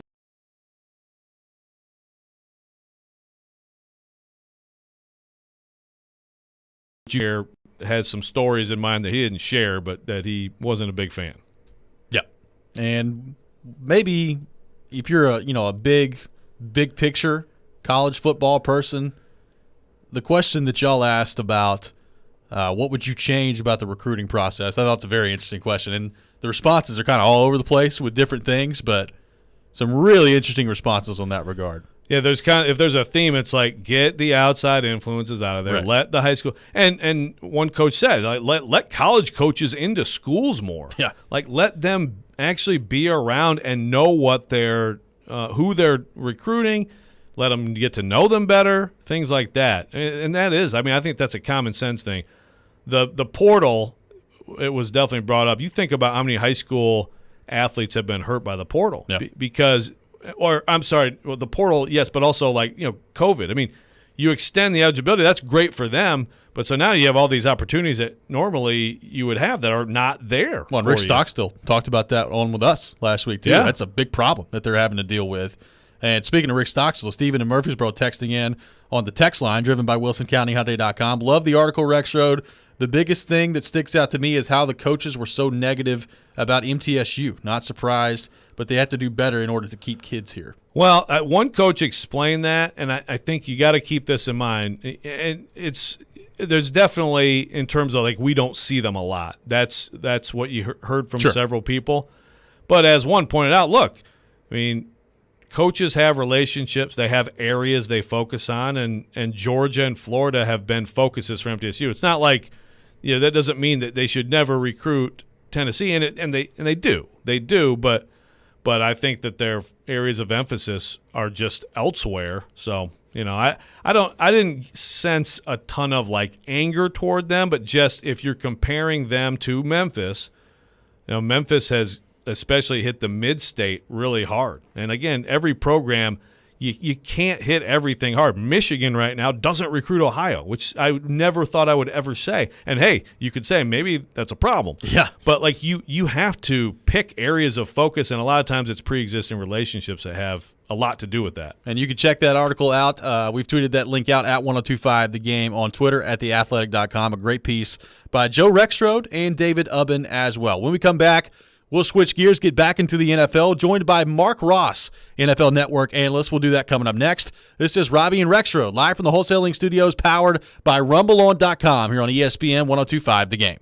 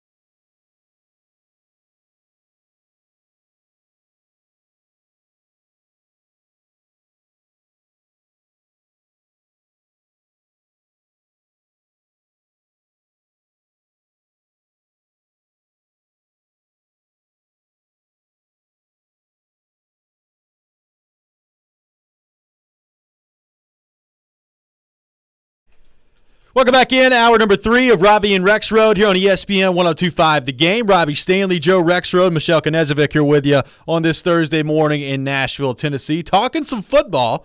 And to help us do that, we go to our 102.5 The Game phone line, driven by WilsonCountyHyundai.com, and welcome in NFL Network analyst Mark Ross. You can follow Mark on Twitter at Mark Ross, and the NFL Network is carrying 8 live preseason Week 2 games starting tonight with the Patriots and the Eagles at 6:30 p.m. Central Time. Mark, what's going on, man? Thanks for taking time to join us today. Oh, my pleasure. Good morning. Well, we appreciate you joining us today. And, Mark, lots of talk right here in Nashville today about the Tennessee Titans, obviously down in practice this week with Tom Brady and the Tampa Bay Buccaneers. A couple of successful seasons in a row for the Titans. When you see the Titans and Julio Jones coming into the mix now as well, what stands out to you about Tennessee? Where do you think they stack up in terms of the upper echelon teams in the AFC? Well, I definitely think for sure they're the class of the AFC South there, and that was prior to the Carson Wentz injury. You know, everybody said, "Oh, now it's the Colts are out of it," but he's coming back, it seems. But I had question marks about Carson and what kind of player he would be anyway. So, I think by far in the AFC South, we know Houston might not win a game, and Jacksonville they got a lot of high hopes just for the future. But this year, I don't think they're quite ready, and it's just whether the offense is going to be prolific there in Tennessee. I believe it's just if the defense is going to be good enough to compete with the Kansas City's, Baltimore's, Cleveland's, and Buffalo's. Then Chargers sneak them in there too, who I think will be all competing for a playoff spot, and that'll be the question. And obviously, building on the last few years of being in the playoffs is good for a team, but are they still good enough to take that next step to dethrone number one, the Chiefs? Yeah, Margaret, we talk a lot in this city about the national perception of the Titans, and in particular Ryan Tannehill. I guess he did.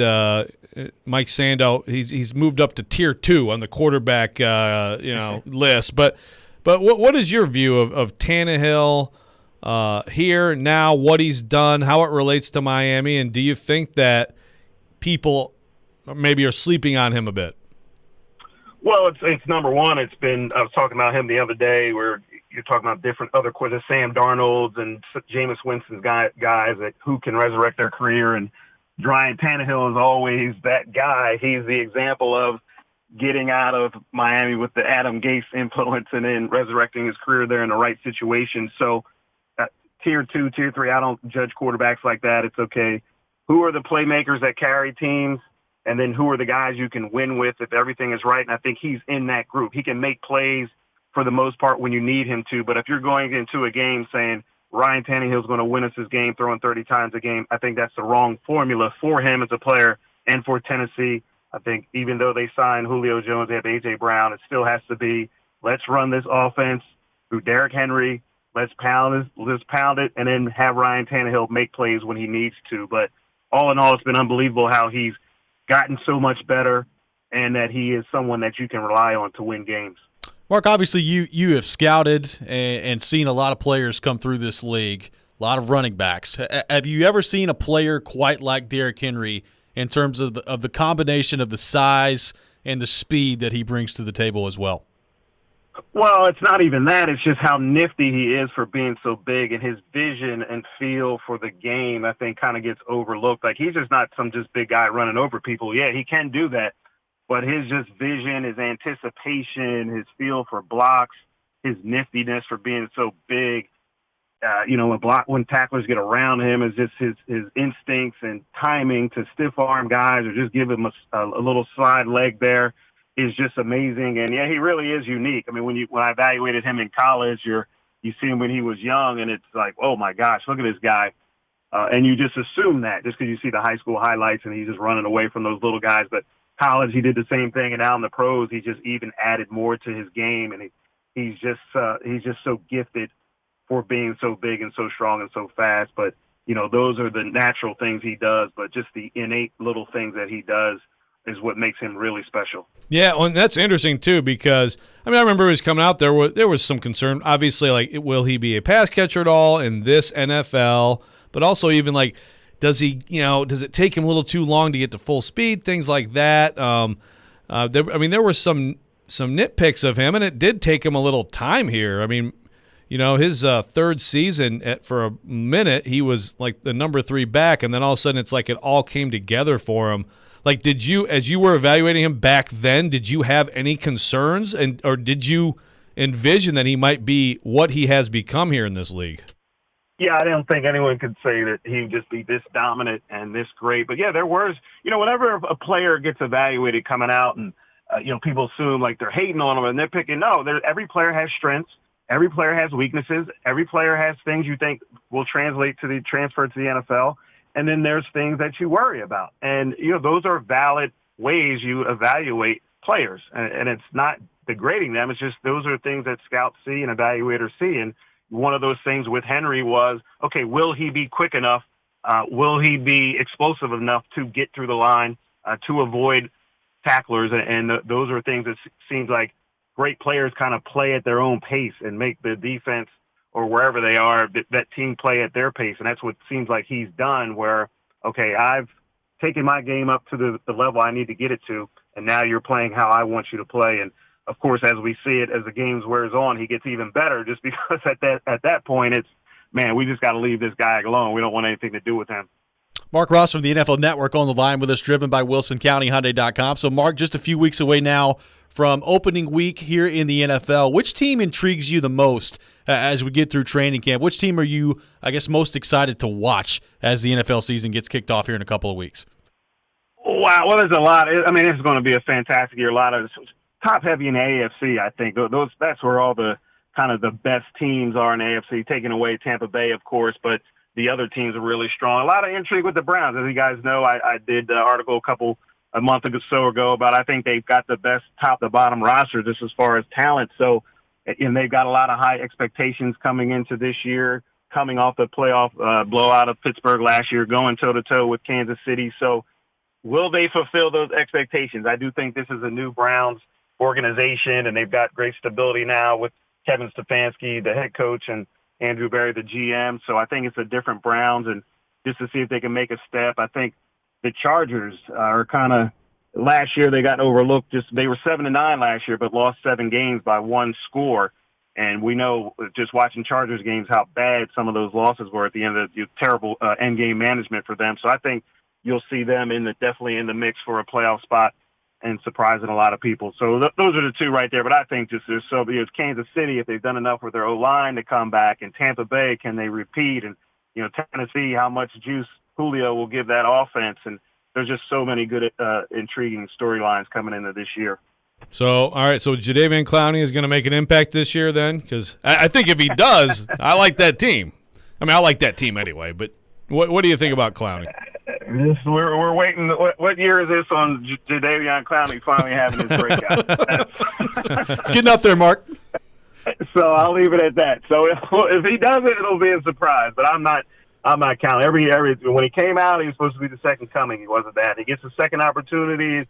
Seattle, he does that. It comes to you guys, you got to get rid of him quick. He doesn't do. So I think Clowney is just one of those guys where there's always those high expectations, but he just might always fail to deliver. Mark Ross from the NFL Network has been our guest here on Robby and Rexrode. Mark, great stuff, man. Appreciate you taking time to join us this morning. Sure, my pleasure. Absolutely. Mark Ross. You can follow him on Twitter at Mark Ross. And again, more preseason action tonight. Week 2 beginning tonight on the NFL Network. The Patriots and the Eagles at 6:30 tonight Central Time. So more football. We're back at it. That's right. And that's a really interesting – I mean, that thinking back on the scouting of Derrick Henry, that was beyond the pass games. That was something you heard a lot was like, is he, Alabama, yeah. he starts out, he makes his first cut 5 yards downfield. Is he going to be able to be shifty enough? And, I mean, it did take him time. And now he's all right. We'll see where he ends up in the NFL top 100 he's decent list if they ever come out with the other part of it. When the heck is that happening? I don't know. We should have asked Mark that. We'll see what happens on that front. We'll come back. We'll react to what Mark had to say there. Take your thoughts as well on our text line driven by WilsonCountyHyundai.com, 615-737-1025. Right now, though, got to tell you about my friends at FanDuel Sportsbook. And look, boxing legend Manny Pacquiao returning to the ring this Saturday for the first time in 2 years. And FanDuel Sportsbook is giving new customers exclusive 30-1 odds on either fighter to win when he takes on Jordanis Ugas. That's right. Now is the perfect time to give FanDuel a shot because you can win $150 on a $5 bet. And FanDuel, they're always hooking you up with exclusive odds boosts, great promotions, and so much more. And that's why they're America's #1 sportsbook. So don't miss out on your chance. $150 on a $5 bet when Manny Pacquiao returns to the ring against Jordanis Ugas. I kind of like Manny Pacquiao's chances in this match. So you take that either way you want to take it. Those odds are right now on the FanDuel Sportsbook. So just download the FanDuel Sportsbook app and sign up with promo code ROB to get in on the action. That promo code is ROB. You must be 21 or older and present in Tennessee. Odds boost available for new users only. Must wager on designated boost market. $10 first deposit required. Max bonus of $150. Risk-free bet refund issued as non-withdrawable site credit that expires in 7 days. Max refund of $10. Restrictions apply. See full terms for both offers at FanDuel.com/sportsbook. Got a gambling problem? Call the Tennessee Red Line at 1-800-889-9789.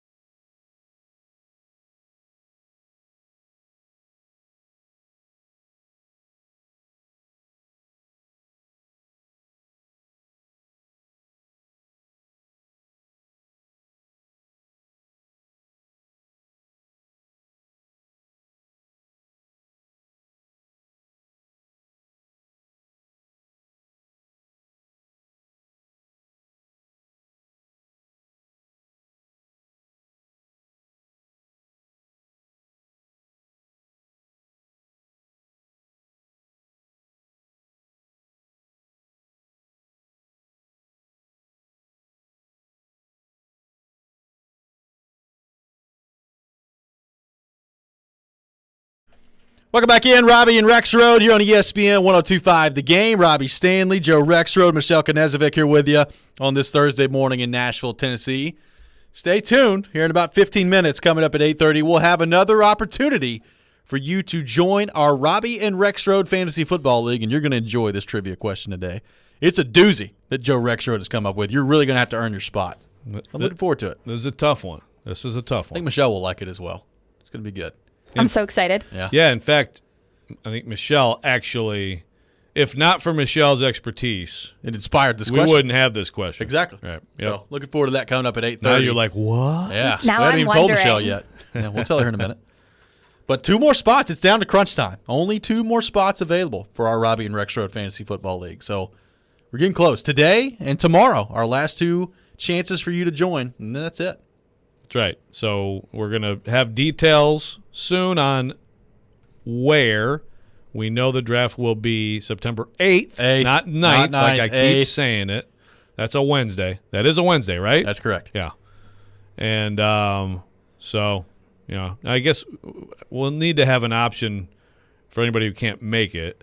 Yeah, I mean, the draft will probably be, if I had to guess, it'll be online. We'll just do some of it in person. What are we using, by the way? That's something we've got to determine. We've had some votes for different platforms. We've had some votes for Yahoo. What do you like? Sleeper, ESPN.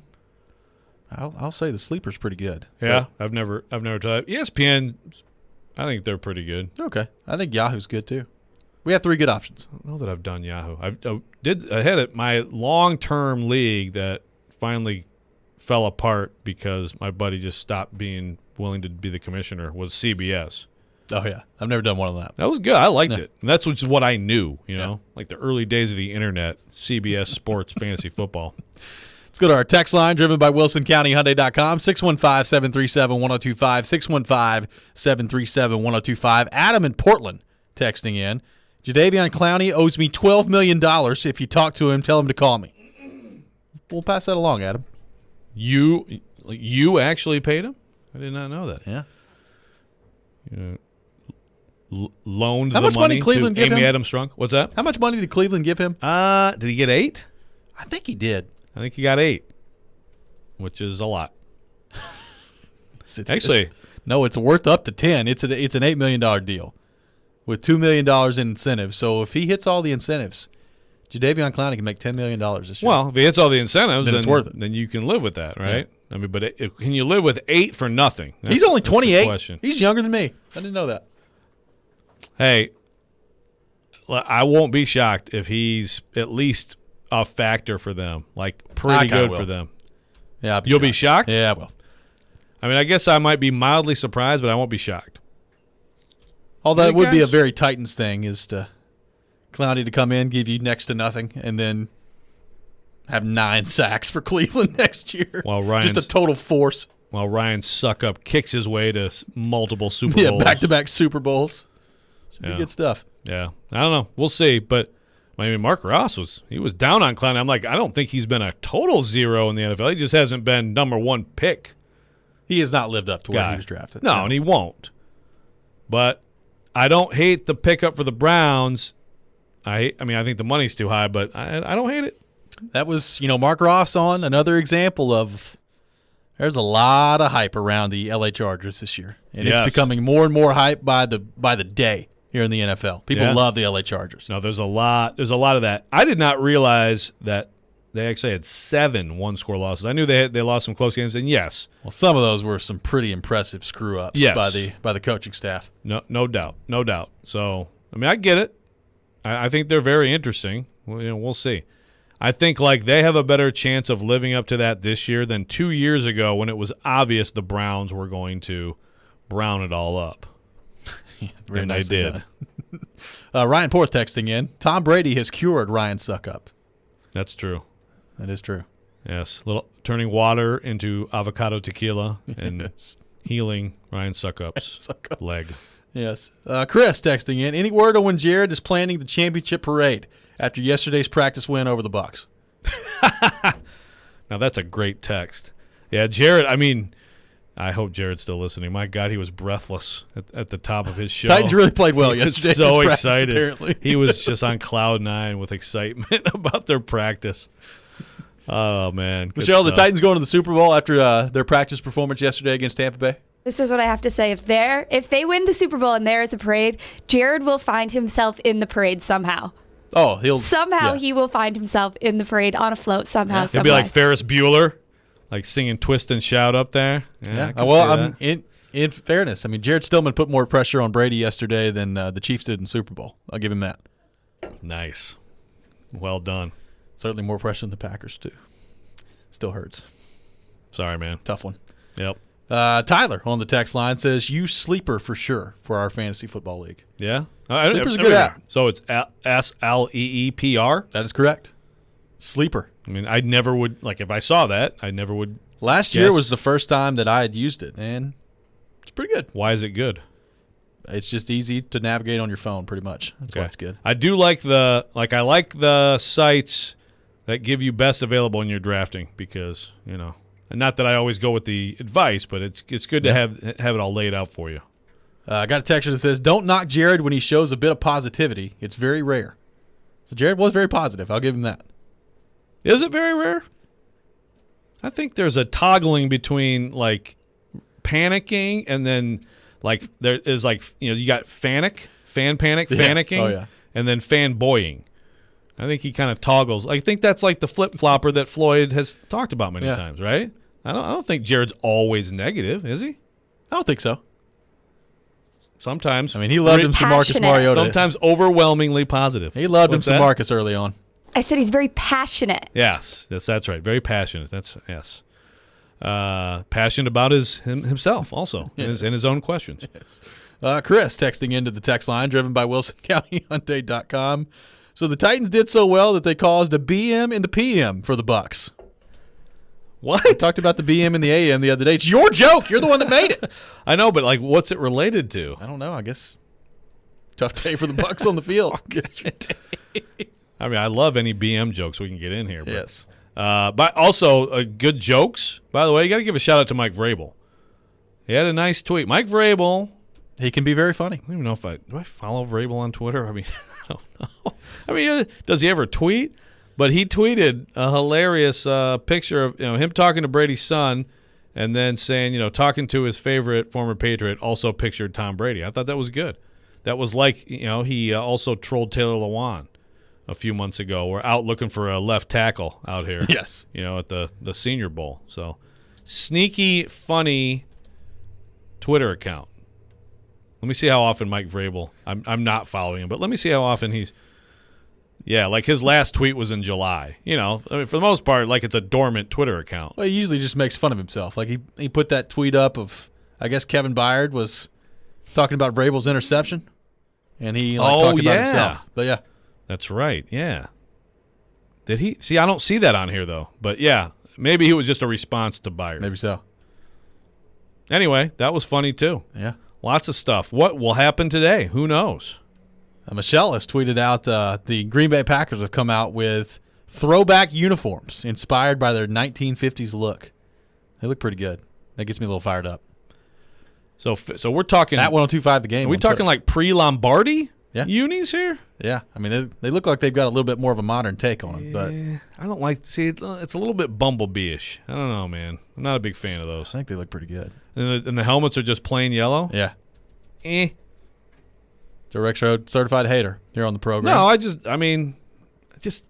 the Green Bay Packers uniform is awesome. It so is. just wear it. I agree. Just You leave it know? alone. I understand that now all the fans have to buy I get it. I get the marketing aspect of this, but I just don't like most of them. 95% of them. 98% of them. Ron on the text line, who is in our fantasy football league, as long as the commissioner doesn't have any extra perks, the commissioner should not have any extra perks just because you're the commissioner. Just saying. So I think that's a shot at one of us. Have we decided who's going to be the commissioner of this fantasy football league? Is it going to be me? Ooh, I don't know. Michelle, you interested? Heck yeah. I'll Yeah? be the commissioner. She didn't sound very convincing with that. But just understand. She just said, heck yeah, a little bit of evasiveness like Tom Brady in that response. Yeah, did you just say MFer? Did you say an MFer out here? Ryan Tannehill? Is that who you're talking Oh, I about? love Ryan Tannehill. Oh, Ryan Tannehill, yeah. Oh, that He's guy's great. Yeah, he's awesome. If you're going to be the commissioner of that entails a lot of maintenance, site stuff, all this. It's okay. I'm up for the challenge. Okay. Okay. Unless a fan is very passionate about it, then it's all theirs. But I volunteer as tribute if necessary. I mean, frankly, we don't know these people that well. They might hack like all of our I'm not accounts willing and to go steal there. all our I don't money. trust 'em. Yeah. I love you guys, but I don't trust you as far as I can throw you. Speaking of fantasy football, when we come back, we have our trivia question of the day. Your opportunity to join the Robby and Rexrode Fantasy Football League. Another opportunity is coming up next. You're listening to Robby and Rexrode here on ESPN 102.5 The Game.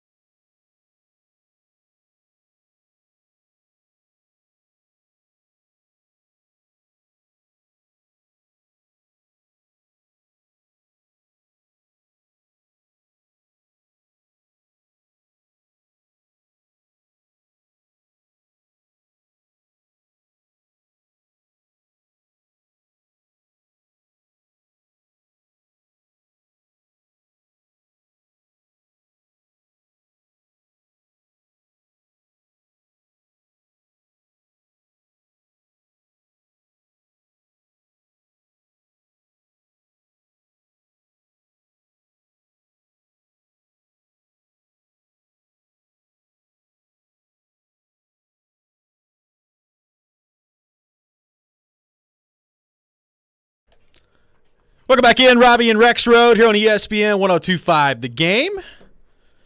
Our buddy Hibbs on Twitter tweeting me, says, buddy, these new Green Bay unis look like they're turning into Oregon. When are the black versions coming in? Hopefully never. I'm good with one alternate jersey appearance per season and then just get back to the classics. One per year I can live with and then just go back. Yeah, I'm okay with never, but yeah, that's at least okay. I mean, I would love to see the Titans one time a year. If you told me one time a year they were wearing a Houston Oilers jersey or a Tennessee Oilers jersey or an AFL throwback jersey, sign me up. I'm here for it. Yeah. Yeah, I mean, but that's – I mean, like those are like the Oilers, like I feel like that's still in the consciousness. I guess it depends on your age of the football fan. Like the totally whacked out just alternative things usually are dumb. And then when you go back this far, go back to like, you know, the days of lumbering receivers in black and white with a goalpost at the front of the end zone. I mean, they've already got one on Good Morning Football apparently. So Packers moving quick with the alternate jersey distribution out there. It's good stuff. I think it just looks like it's like Colorado State's jerseys, you know? Look, it's one game, man. Yeah, okay. It's one game. One game. It's fine. I'm not worried about it. It's Yeah, one game. you're going to buy the jersey. It will I work. don't know if I'll be doing that, but it's one game. I bet you do. Think I buy the jersey? Whose jersey should I buy? Like if I'm buying a Packers jersey, I have no clue who's going to be there next year. Well, yeah, but a Rodgers jersey will be vintage by then. That'll be like a throwback now. That is true. That goes against my policy of wearing jerseys. But see what happens on Wearing that front. jerseys at all or wearing jerseys with names on them?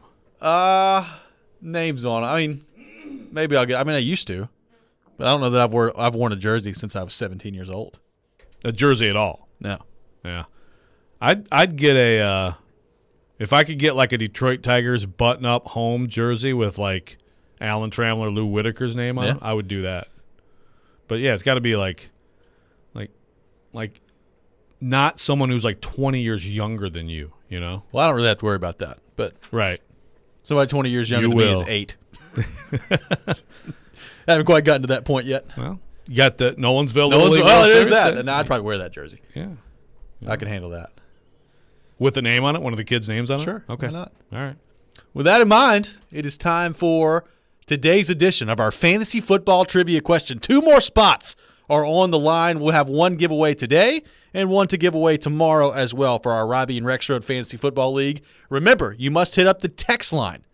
The text line, driven by WilsonCountyHyundai.com, 615-737-1025, 615-737-1025. And today's question, admittedly, is tough. And I'm very interested to see how this goes on the text line, driven by WilsonCountyHyundai.com. But we're going to try it. We're going to do it anyway. Wait, does Michelle know? She doesn't. She's about to I find out. don't. We did. This has been discussed a few times. It's been discussed a few times, and we've talked about it, especially while the Olympics were going on over in Tokyo. We saw a lot of obscure Olympic sports come on the television. We talked about the table tennis. Handball was a lot of fun to watch. Intense stuff going on out there in the Olympics. But you brought up one sport that you covered in Rio that has to do with horses. What was the sport that Joe Rexrode covered in the Rio Olympics that had to do with horses? We give you a little hint there. And Michelle Knezovic gets a shout-out. We would not have this question without her. If you know the answer, hit up our text line, driven by WilsonCountyHyundai.com, 615-737-1025, 615-737-1025 for a spot in the Robby and Rexrode Fantasy Football League. And I never would have, like that day, you said it like, oh, yeah, right. You didn't even know the name of the sport you covered? It's a great word. Yeah, well. It's going to be funny to see how people spell it when they text in. Yeah. That's true because the way you say it is. The way you say it is, we got stuff? We got a winner. We got a winner? Yeah. We've got a winner. Looks like, I believe Andrew is the winner.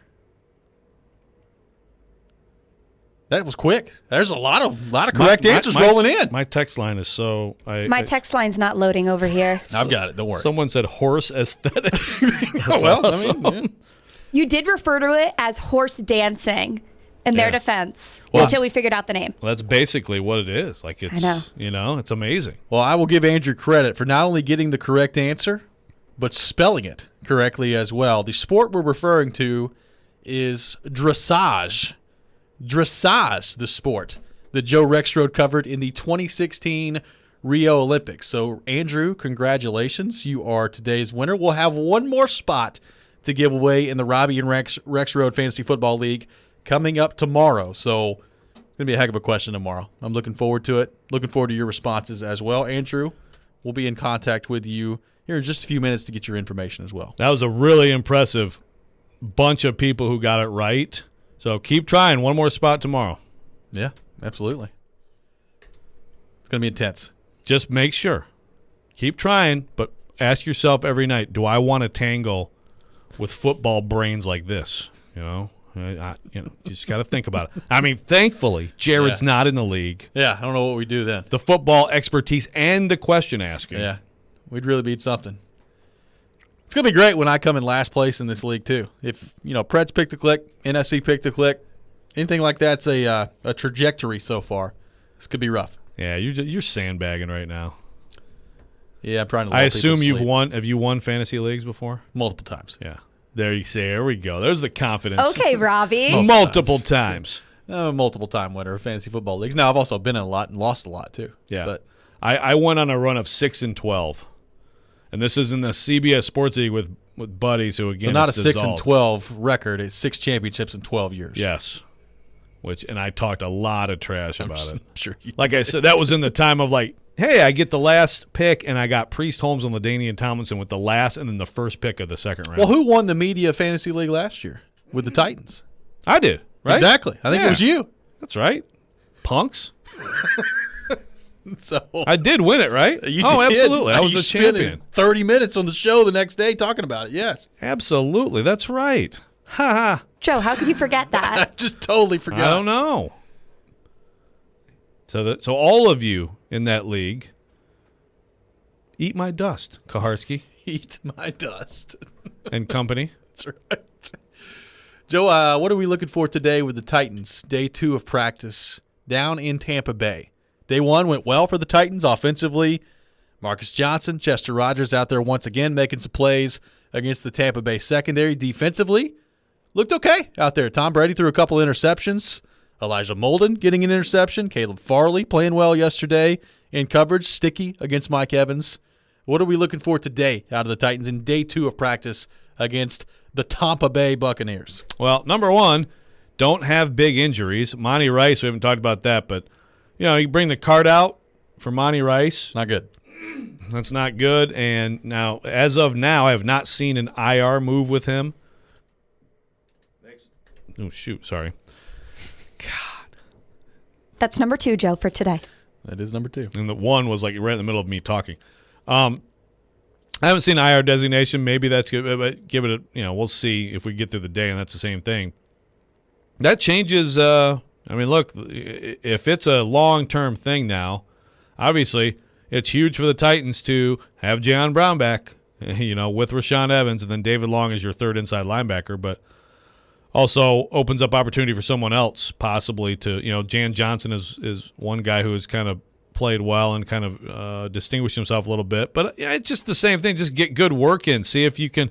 You got another opportunity to go against some top players at their positions. It's a loaded roster. They got all 22 starters back from a Super Bowl champ.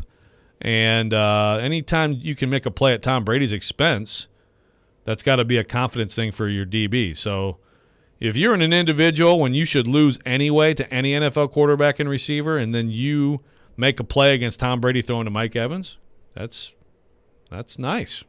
Doesn't mean you'll make a play one time in the regular season, but it's a nice confidence builder. I mean, Caleb Farley is a guy. You watch that video. That was TD, right? Yes. Who was also on in the fantasy league that got dominated by me. You just now remember, yes. Yes, thank you. But, I mean, that was a great video, and that was like a great example of being able to use your speed, to get back into position after kind of fumbling around early and then turning your head to play the ball.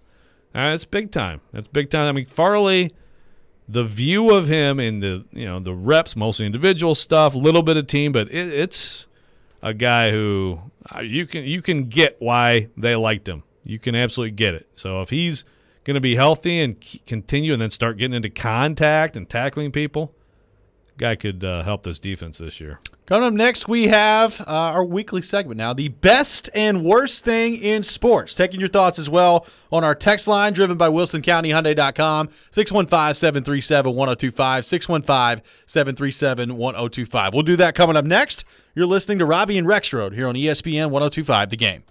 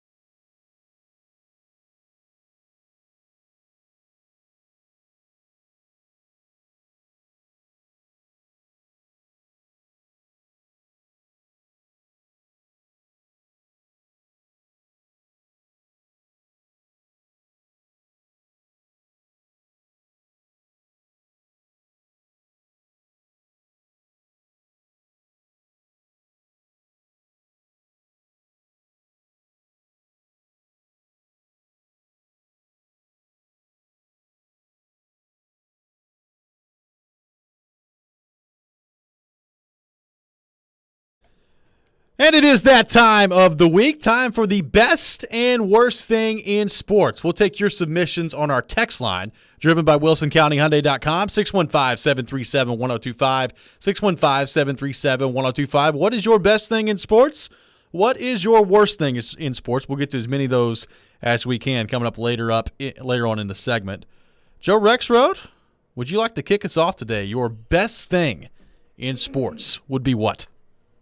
I almost have a best and worst together, but I won't do that. Okay. I'm going to do two other things that I'm going to tie. Okay, one, probably obvious, but the Field of Dreams was pretty sweet. I mean, it was a bit over the top, a little bit cheesy. It was really good.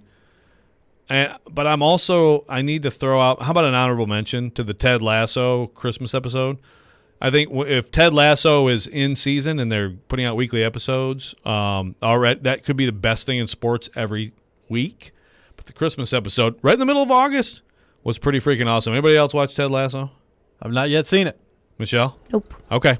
You guys just It's on the list. You have to take my word for it. All right. Ted Lasso, good stuff. Very nicely done. The American football coaching soccer in England. It's yeah, man, that's good. Michelle, do you have a best thing in sports for this week? Guys, I have an amazing thing in sports this week. So, Nice. yesterday, I can't find the specific tweet, but I retweeted it on Twitter. The NCAA, during the March Madness this year, there was a lot of, light on the differences between the women's basketball tournament and the men's basketball tournament. This Oregon women's basketball player kind of blew up, showing basically the differences in weight room and just resources during the tournament. So the NCAA said that they are going to extend the March Madness branding to the women's basketball tournament as well. I didn't even know that it wasn't, but if you look back on I it, didn't either. that the women's basketball team isn't actually considered March Madness.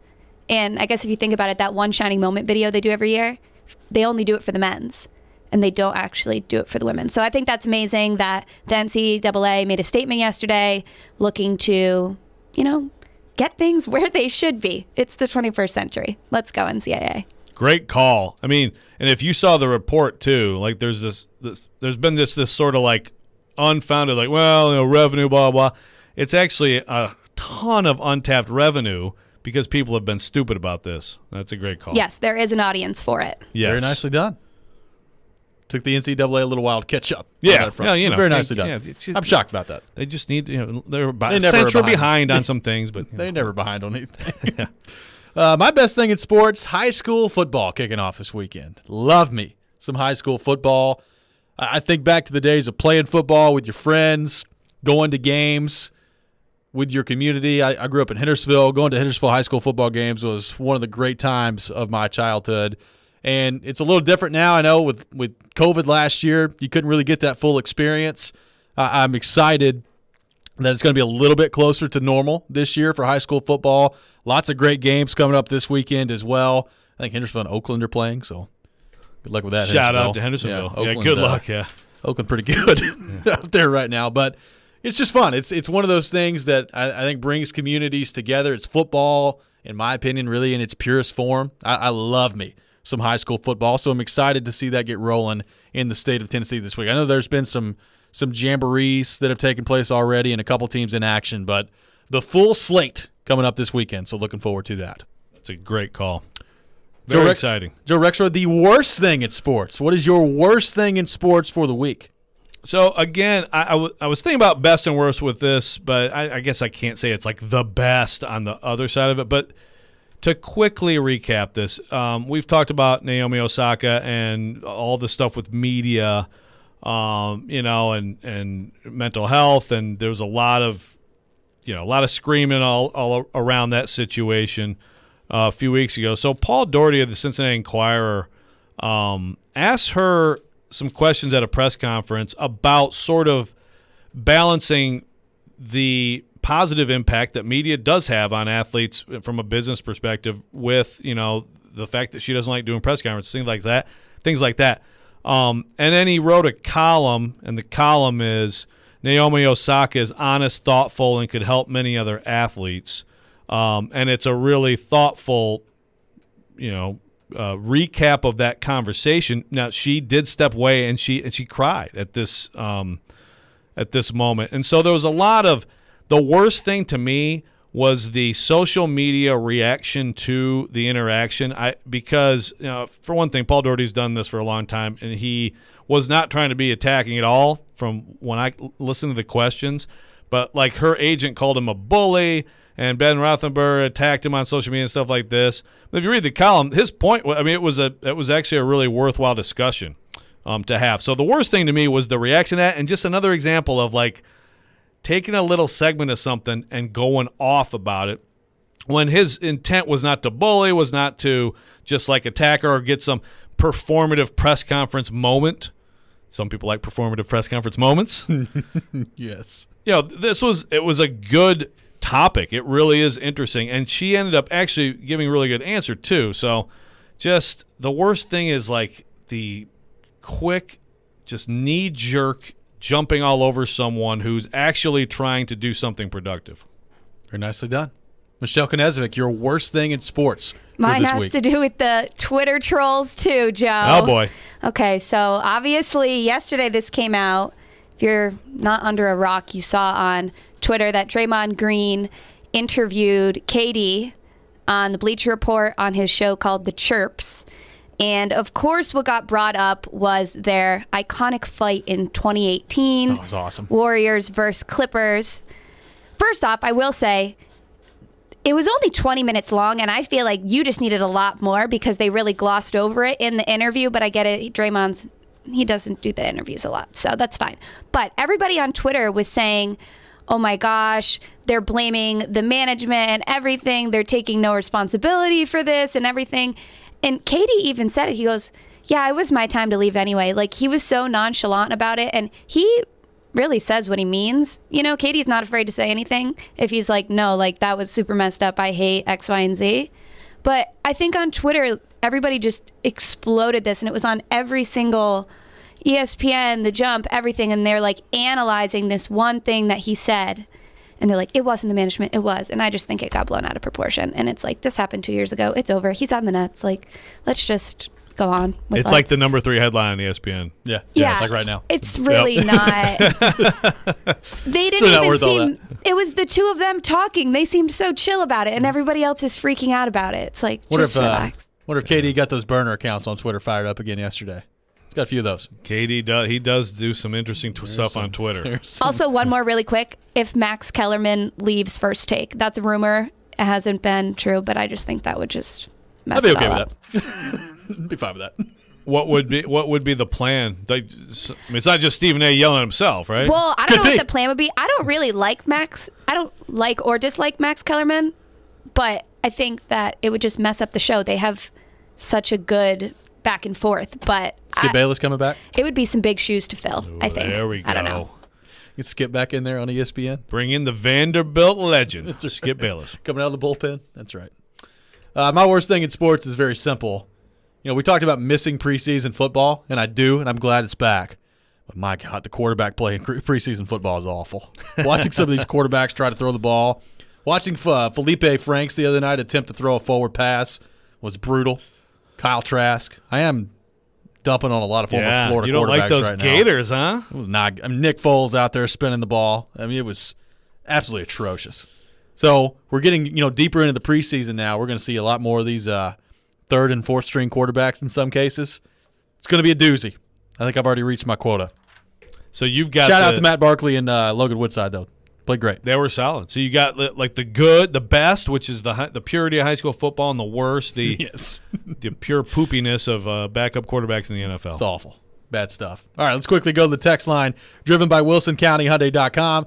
Dennis texting in, the Polish Olympic javelin thrower auctioned her medal to pay for a toddler's heart operation. That is Dennis's best thing in sports. Wow. And a grocery store chain wins the auction and gave the medal back. So a pretty cool story there.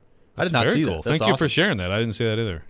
Tim from Lewisburg texting in, the best thing in sports, the Atlanta Braves. They've won 6 in a row and are 15-2 over their last 17 games. Michelle's also, Nolensville, Tennessee Little League game today at 2 p.m. on Yeah, that's ESPN. right. That's right. Yeah, that should have been a locked in, at least an honorable mention best thing. Well, we got that last week. But yeah, We got that last week. But yeah, now today you get to watch them, 2 o'clock. that's right. Also, the Braves fan, their minor league team plays the Sounds on Tuesday. Yeah, Gwinnett. The Gwinnett Braves. That's right. Let's go back to the text line. They're no Toledo Mud Hens, but they They're try. Steven texting in from Antioch. The best thing, the Yankees sweeping the Red Sox and overtaking them in the playoff standings. That is not the best thing. So, Steven, Yankees fan. Not the best thing. Michelle, thumbs Michelle, down not very on happy that one. about that. No. Frank, the best thing in sports this week, the Predators signing a key player, UC Saros, to a contract that makes sense. A sane contract, as Frank says. I agree. I mean, I agree. I mean, I think that deal is good for the Preds. I think it's good for him. Yeah, I think so too. Win-win, as Very I like rarely to do you say. get a contract that everybody's like, you know what? It's great stuff. Love that. On both sides. Dennis Now, texting back in. Matt Duchene, I was like, brilliant contract at the time. No, I don't think so. Dennis texting back in. The worst thing in sports, Chris Bassett taking a line drive to the face. That was bad. A's pitcher Chris Bassett took a line drive right off the face. Had to get carted off the field. Not good. When was that? Yesterday, the day before, I think. Yeah. I should watch more sports. Sometimes. How is he? Is he okay? I think he's okay. I think he broke his jaw. But other than that, it's fine. Well, He's not. So it could have been way worse. Yeah, it then. could have been a lot worse. It's a 100-mile-an-hour line drive. And it feels like you see something like this a couple times a year. I mean, it's part of the risk of being on the pitcher's mound that close to a baseball. But that's one of those things where you hit the ball, and then immediately your heart just sinks because you could see it going back to. I've unfortunately experienced this before, and it's not a good feeling. You've experienced the hitting the ball that hits the pitcher. Oh yeah, yeah. I got hit too. Not in the face. Was he okay? Yeah, he was fine. Okay. Yeah, luckily I got him in the rib, so worked out okay. That is today's edition of Best and Worst Things in Sports. We'll continue to take your thoughts on our text line, driven by WilsonCountyHyundai.com, 615-737-1025. By the way, another good thing in sports, we talked about Monty Rice being carted off the field yesterday. He's out there today. He's practicing. So Really? he is fully dressed and practicing, according to multiple reports. I don't know. I don't know that I've ever heard of a cart employed and then the next day the player is practicing. Yeah. Did he have like a cramp that he thought was like something torn yesterday? I don't know, but Monty Rice is on the field because they're not going to mess around even if you're a little bit hurt, you know. So, all right, good news on that front. Great news for Monty Rice and for the Titans. We'll come back. We'll discuss the Titans a little bit further, dig deeper into the practice against Tampa Bay. What do we want to see this weekend from the Titans as well? All that coming up next. You're listening to Robby and Rexrode live from the wholesaling studios, powered by RumbleOn.com here on ESPN 102.5 The Game.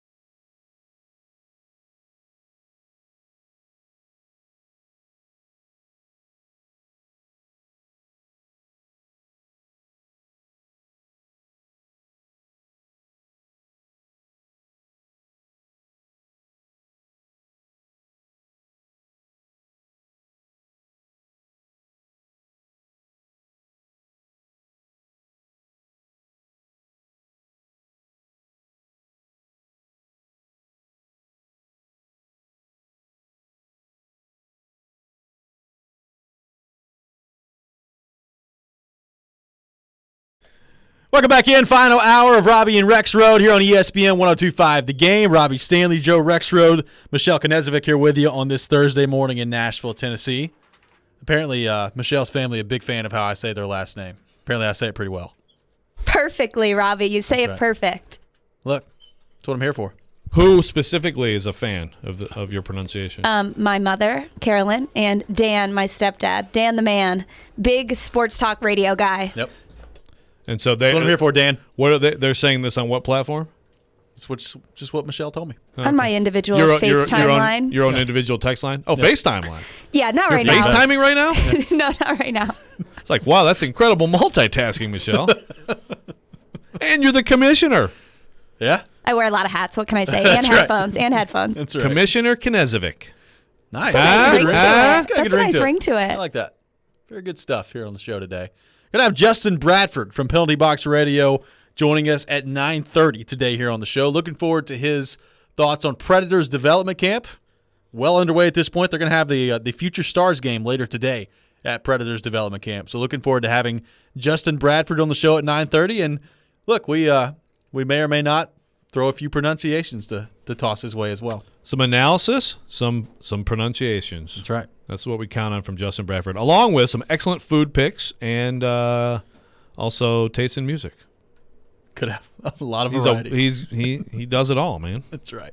If you missed it, Monty Rice back on the field today. Jared Stillman down at Titans practice covering things for ESPN 102.5 The Game. Day 2 of practice between the Titans and the Buccaneers. And, Joe, it was interesting. Apparently things went pretty well for the Titans yesterday down in Tampa Bay.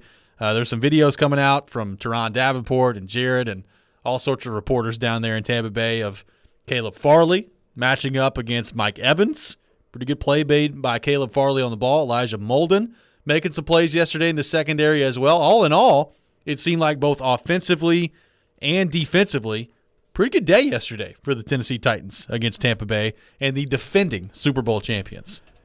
Yeah, from a collective, team standpoint, sounds like they did pretty well. And again, it's not like Vrabel was celebrating anything because he understands this is practice and the point is for people to get better and to work on things and all that. But the fact that the Bucs were a little bit upset probably tells you a little bit about that, right? Arians wasn't super happy with how it went. So Brady wasn't overly thrilled with the offense in his comments either. And he was very complimentary of the Titans' defense. Yeah. So what does that mean? If Tom Brady says you have a good defense, what does that mean? Is that the curse of Tom Brady, or has he touched you and you're now the golden child defense? I don't know. Do we think that the Titans were inspired yesterday in the huddle that they were in before practice began with Tom Brady? It's got to play a factor in this. That's right, because they all huddled together, didn't they? They did. Yeah, just those words of wisdom must have helped everyone play well, but not his own teammates. So I don't know. I don't know how to take all that. How do you kind of view these practices? Obviously, it's cool. It's nice to see your teams and your ones get some work against other quality starters, especially in this case, you're going up against the defending Super Bowl champion. So how do you kind of view these practices, their importance level, the work that gets done on these days? How big of a deal are these practices that the Titans are having against Tampa Bay? Well, I don't think they're necessarily a big deal in terms of drawing conclusions. I think what are we taking away from Titans camp so far? What we're taking away is certain individuals who are establishing themselves. One, we talk about the 53 a lot, and that's fine, but also who can actually help this team? And I think we've seen some guys in this camp emerge. Do we have really a great feel for how the Titans are going to do in the season, offensively or defensively? Not necessarily. What is going on right now? I just opened the blinds, get a nice look at Ryan Porth locking his keys in his own car. That's all I did. Wait, you saw? Okay, so he's out there. What's he trying to do? You can see him right now. He's out there. I don't know what he's doing. Joe, Hold on, I got to get out. Ryan Porth has locked his keys in his car in the parking lot. So I don't really know what he's doing at this moment. Rexrode just gets up in the middle of the show. At least he's already at work. I will say that, right? He's just standing there. Anyway, back to the Titans. Your thoughts on the practices? Does anyone have like a Slim Jim? Is he calling a locksmith? I don't know. Oh man. Or tough one, Porth. Is there a key at home? Now he must be listening to us on the app. Is he listening? He's looking through the window at the moment. Shout out to Ryan Porth. Shout out Ryan Porth. Yes, that's right. We brought this to the public. Just like if, we can talk about dogs pooping and me stepping in it in the house, we can talk about Ryan Porth losing his keys. By the way, good Keith, luck, Porth. So now with Michelle taking over fantasy football commissioner duties, Keith on the text line has texted in, driven by WilsonCountyHunted.com. Mish Goodell, Krodrovic. The combination of Michelle Knezovic and Roger Goodell. Keith never ceases to amaze us with the names. I'm looking forward to Keith's fantasy football team name. I was about to say. Keith also in the fantasy football league. We need league. creative names. Everybody who's joining the league, I'm thinking of mine. I've got some good options. There you go. I know. I have to come up with a new name. It has to be something with Tom Brady. Gosh, maybe I could do something like that. My name for the Titans Media League, which I won handily, by the way, is O'Banion, which, of course, as anybody who should know from Days Confused, is the best Ben Affleck role ever. Yeah. But anyway, big Ben Affleck. Fred O'Banion. Yes. Fred O'Banion, 2 N's. Ben Affleck's shining moment as an actor. Not to be confused with Ed O'Banion. Right. Ed O'Bannon. Yeah. This is O'Banion with an I. O'Banion. That's right. Yeah. So I don't know. That's probably the perfect team name. He was a great football player. He was so good that he flunked and he came back and played another year of high school football. That's right. So as for the Titans. By the way, no no Marcus Johnson, no Julio Jones, no A.J. Brown on the field today for the Titans as well. This coming from Ben Arthur, I'm seeing this from. So with Marcus Johnson, is that a load management day? I mean, he's been out there every single day, and he's been really good every single day. Or did he tweak something yesterday? I don't know. I mean, at this point, the way he's performed, I don't know that I'd be surprised if this is just the Titans giving him a day off. Like at some point with Marcus Johnson, I think you've seen enough, and you're like, all right, I think we know what he is. We know what he's brought to the table.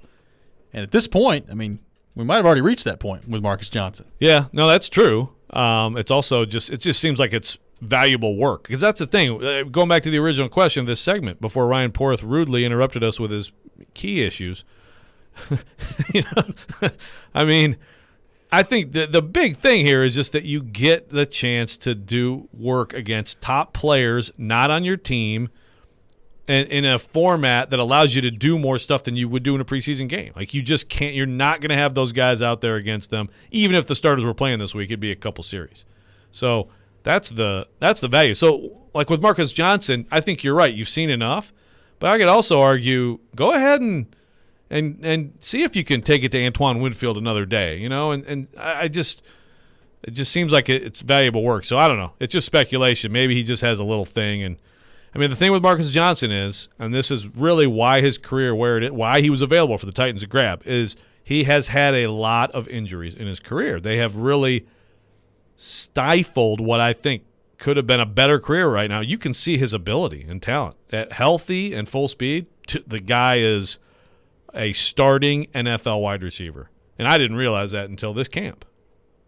Yeah. But that's what he is. Well, and looks like he's going to end up playing a pretty important role for the Titans this year as well. When we come back, we'll continue the conversation on the Titans, taking your thoughts on our text line, driven by WilsonCountyHyundai.com, 615-737-1025, 615-737-1025, including a conversation about a guy Joe Rexrode thought may be a lock to make this team, but maybe now is in jeopardy of being cut. That coming up next. This is Robby and Rexrode here on ESPN 102.5 The Game.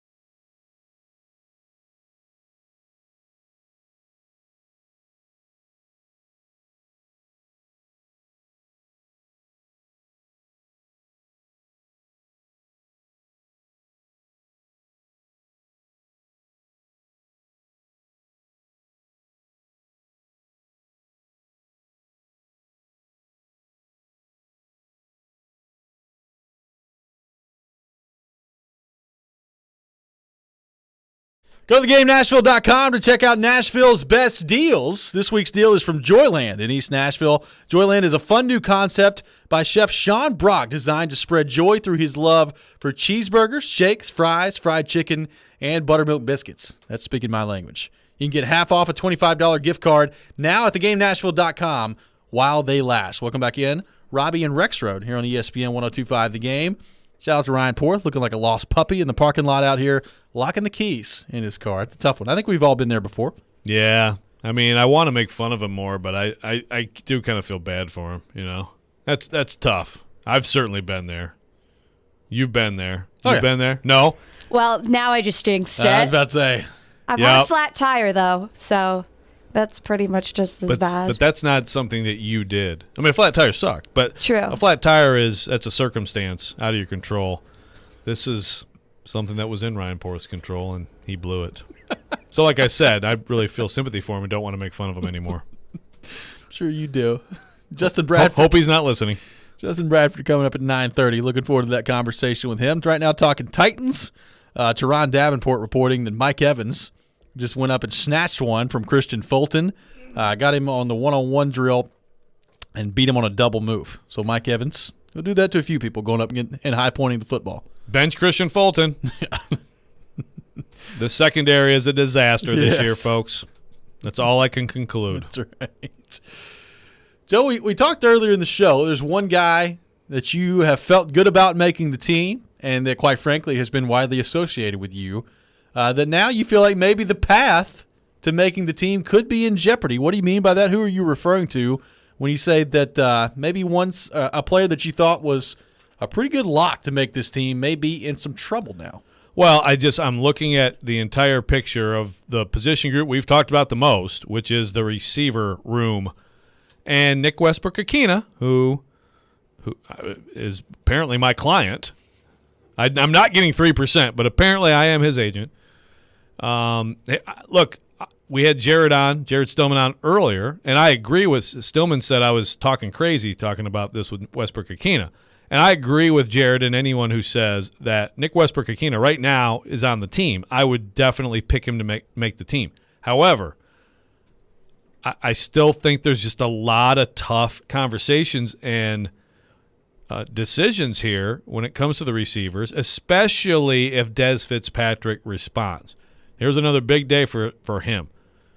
You know, apparently yesterday, not much. But, you know, is he going to respond? Will the light bulb go on for him? Will he come out Saturday night and make some plays and find something? I mean, look, Dylan Raduns has recently found something. Rashad Weaver has recently found something. You saw both of them in the first preseason game as rookies, you know, show some progress. I mean, a little bit from Monty Rice, too.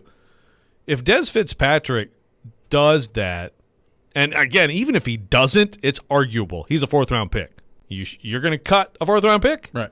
But if he does, then I think it's hard to imagine the Titans giving up on him. We now see Josh Reynolds getting healthier and looking very fast Monday at Nissan Stadium. I guess Jared said there wasn't much for him yesterday. Maybe today he will do more. Marcus Johnson's not out there for whatever reason, so you know some of those other guys maybe get into the drills a little bit more often. But I mean, you go down the list, you got Julio Jones, you got A.J. Brown, you got Chester Rogers, you got Marcus Johnson.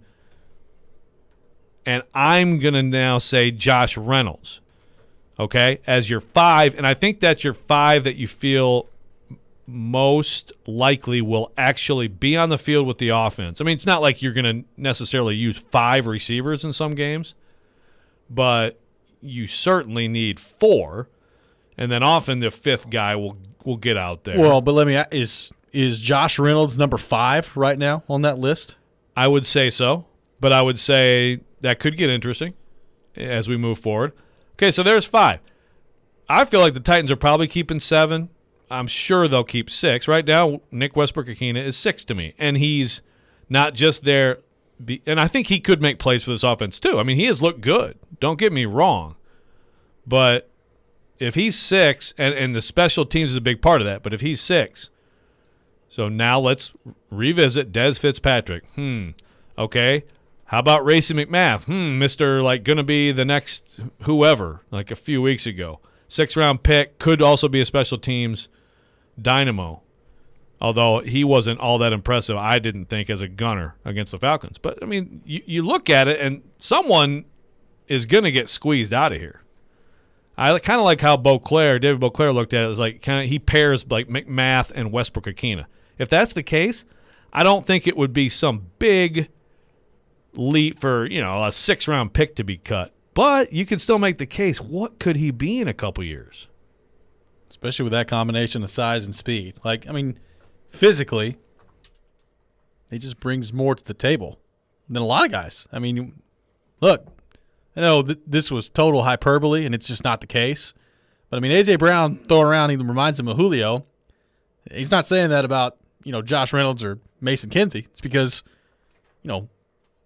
Racing McMath is huge and fast and going up and high pointing the ball. So, again, I mean, it's not a good comparison by A.J. Brown. But you understand why the thought process is there. Yeah, and he was making plays left and right early in camp. It's whatever has happened, he's faded a bit, but he's still an enticing prospect. So if you expose him, are you gonna get him back for the practice squad? I have no doubt that the Titans would take those two guys, Fitzpatrick and McMath, put them in the practice squad and be happy with it, and develop them this year and let them give the defense a good look with the show team and all that stuff.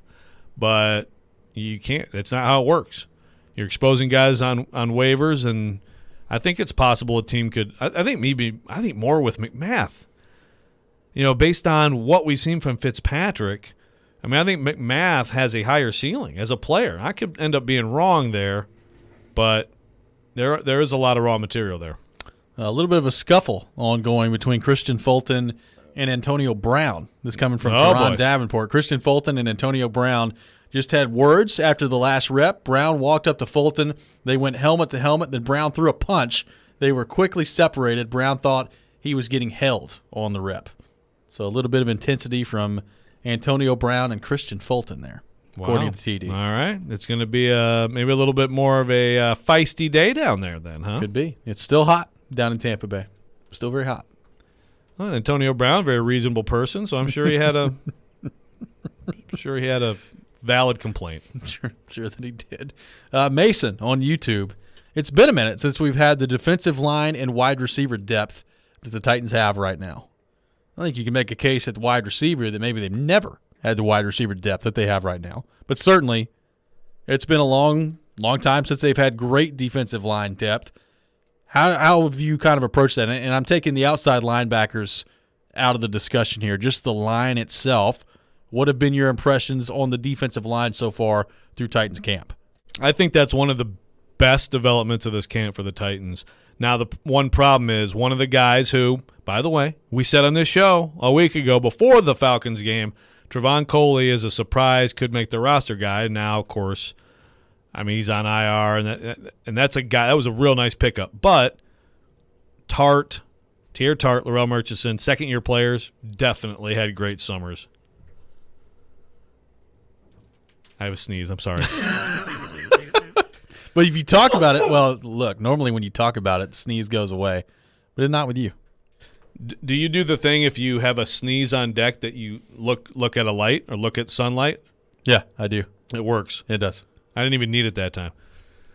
But no, defensive line depth for sure. I mean, I think that's one of the big developments of camp, because obviously you brought in Danico Autry, and Jeff Simmons. You're hoping for a huge third season from him, but then it was the question going in. Okay, but who's supporting those guys? I think they have guys who can make plays. Laurel Murchison, that length, batted a couple Tannehill passes the other day. It apparently stood out yesterday in Florida. So I think that's been one of the best developments. And then now with Coley out, the question is who of those other guys will step up. I still think they need another, player in that group. You've had a few guys. Woodrow Hamilton the fourth, great name. Kyle Peko. You've had Naquan Jones, and they've all been fine. Coley, I think, gave them a really strong 5. Yeah, I think so. And this is going to be interesting to watch from that front, too. Can you have guys not only that impact in the starting lineup on the D-line, but can you develop some sort of rotation, right? I mean, they didn't have a rotation last year. And then the rotation they tossed out there wasn't very good. Can you get quality depth? If you can get that, keeping some other guys fresh, keeping a Jeffrey Simmons fresh, keeping a Danico Autry fresh, that's a big deal in the grand scheme of things, especially when you factor in another game in the regular season this year too. Yeah, oh, no doubt about it. Now, so we got conflicting reports here. So A to Z and also Jared are saying it was Antonio Brown and Chris Jackson, who's 35. TD saying it's Antonio Brown and Christian Fulton, who's 26. Ben Arthur said Christian Fulton as well. So there's a lot. Wow, we've got major conflict. I mean, okay, Christian Fulton is 26. Chris Jackson is 35. This should not be that hard. Need you down there. Too much. I mean, do I have to come down there, guys? I'm coming down there tomorrow. TD also saying that Mike Evans is cooking Caleb Farley in one-on-ones. Chris Godwin is eating too. So Titans defense falling apart after yesterday, Joe.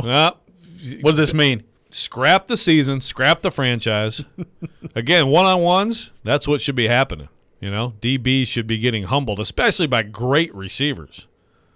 So maybe this is the Bucks strike back, and Vrabel will be all mad after today. And Tom Brady, Darth Vader. And as Jared was breathlessly, hailing the Titans yesterday, today, disaster. They're going 5-12. That's right. I'm here for it. It's going to be good stuff. When we come back, we'll be joined by Justin Bradford from Penalty Box Radio. Get his thoughts on Predators development camp and the Future Stars game today for the Predators as well. What has Philip Tomasino looked like thus far in training camp as well? All that coming up next. This is Robby and Rexrode here on ESPN 102.5 The Game.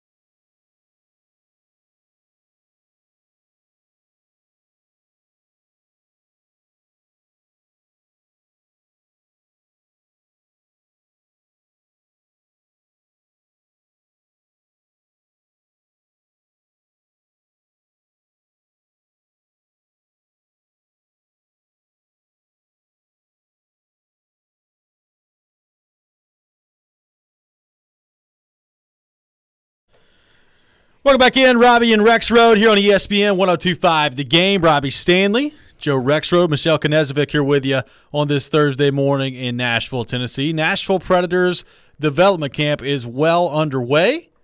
The Future Stars game taking place later today at 5 o'clock. And to help us talk about that and more, we welcome in our very own Justin Bradford of Penalty Box Radio, also editor-in-chief of the Locked On podcast as well, commissioner of the SEC Hockey Conference as well. And it's going to be really interesting to see how this development camp game plays out as well. Justin, what's going on, brother? How we doing? Hey, fellas. Good morning. It's going all right. It's a game day in Nashville. How about that? It is a game day in Nashville. It's good to have that here with us. So, Justin, you've been in development camp. You've watched what's happened from that standpoint. Justin, what have been your thoughts so far in terms of what exactly has been going on in development camp? What, I guess, has stood out to you so far for the Predators at development camp? I'm sorry, Robby, you're muted, so I can't hear what you just asked Oh, me. sorry about that. Justin, what stood out so far at development camp?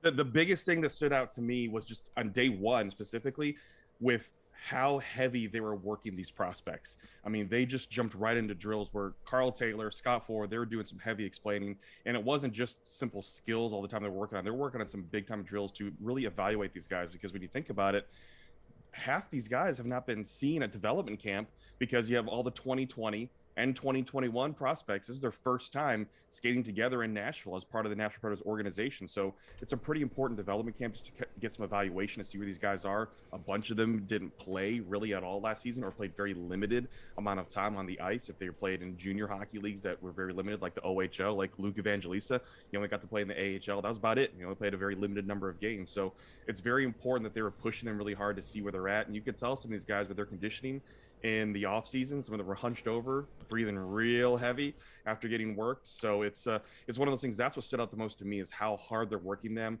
with the drills. And it's a different feel for me from previous development camps with the drills that they're running as well too. A lot of teamwork drills, a lot of passing, a lot of movement, exiting the zone, trying to basically look into the evolution of what today's game is, getting the defenseman involved, not being stay-at-home defense, but really involved in all the plays as well. So those are some of the things that stood out to me. We're going to see a lot of that in the Future Stars game today. Okay, so do I need to unzoom now? Yeah. Okay. This is one of many reasons I don't like Zoom. Oh, wait, got to take this off. All right, Justin. So here's the question I have for you. Yeah. Philip Tomasino, is he going to be ready this year, do you think, to be not just a guy on the roster playing for this team, but someone who is really impactful? Is that realistic? I think impactful is going to be very it's going to be very relative to how we're going to evaluate the season. Philip Tomasino should be on this roster. He's expected to be on this roster. He is making the right steps to be on this roster. I mean, he was successful in the AHL. And that's what you wanted to see. He made that big jump because they were able to work it out, for he was able to play pro hockey last year. And that was a huge step for him just in the evaluation process to see what he was able to do playing with the Chicago Wolves, because Milwaukee wasn't playing. But for Tomasino to be able to put up 32 points in 29 games, taking that next step to pro hockey where he's playing against other men and adults. And then even he played in the World Juniors, 6 points in 7 games. I mean, he had a pretty good season last year, given the limitations that were on him. So the expectation for him to come in and contribute is definitely there. I think you're probably going to see him starting out at wing, but they're going to give him a good look at center during the preseason just to see where he's at. Might as well, why not give him that look? But wing is going to be the place to start him at to help him adjust to playing even bigger guys and bigger hits happening. But I don't think you want to see a breakout season for him. It's not going to be one of those things where you're going to expect 30 to 40 points out of Philip Tomasino. If you get 20 points out of him in, say, 50, 60 games, that's not bad for a guy jumping up. I mean, he's not a generational talent. We can't expect that given where he was drafted, but to have him have some potential and to see what he's doing to adjust to the game is what you want to see. You want to see him step up into the role and then keep on building from there, the evaluation process. But in terms of the Future Stars game, in terms of preseason, everything like that, you can see he is pushing himself very, very hard. He has all the right elements there. He has great puck handling skills, great speed as well, great confidence too. He has a big time confidence, and not to say that it's ego, but he has the right attitude to make himself a pro and to make the team coming out of camp. And that's what you want to see out of Philip Tomasino, is just taking those next steps appropriately. And he's taking those next steps every step of the way. He is being impressive. He is producing, and you can expect at the NHL level. I just wouldn't expect a breakout huge season from him per se, but you wanted to see him doing the right things. Justin Bradford for Penalty Box Radio. On the line with us, driven by WilsonCountyHunting.com. Justin, what stood out about Zachary LaRue, first-round pick for the Predators this past year? I mean, he has the elements to be an NHL player, and it's not one of those things where you expect him to be a top 6 player, an elite forward, or anything like that. But he has the makings of being an NHL player that's going to have a decent career because he plays in that gray area, and he also has a pretty good shot. I mean, that's one of the things that stood out to me. He has decent footwork, decent speed. He has a pretty good shot, but it's going to be his ability to mix things up.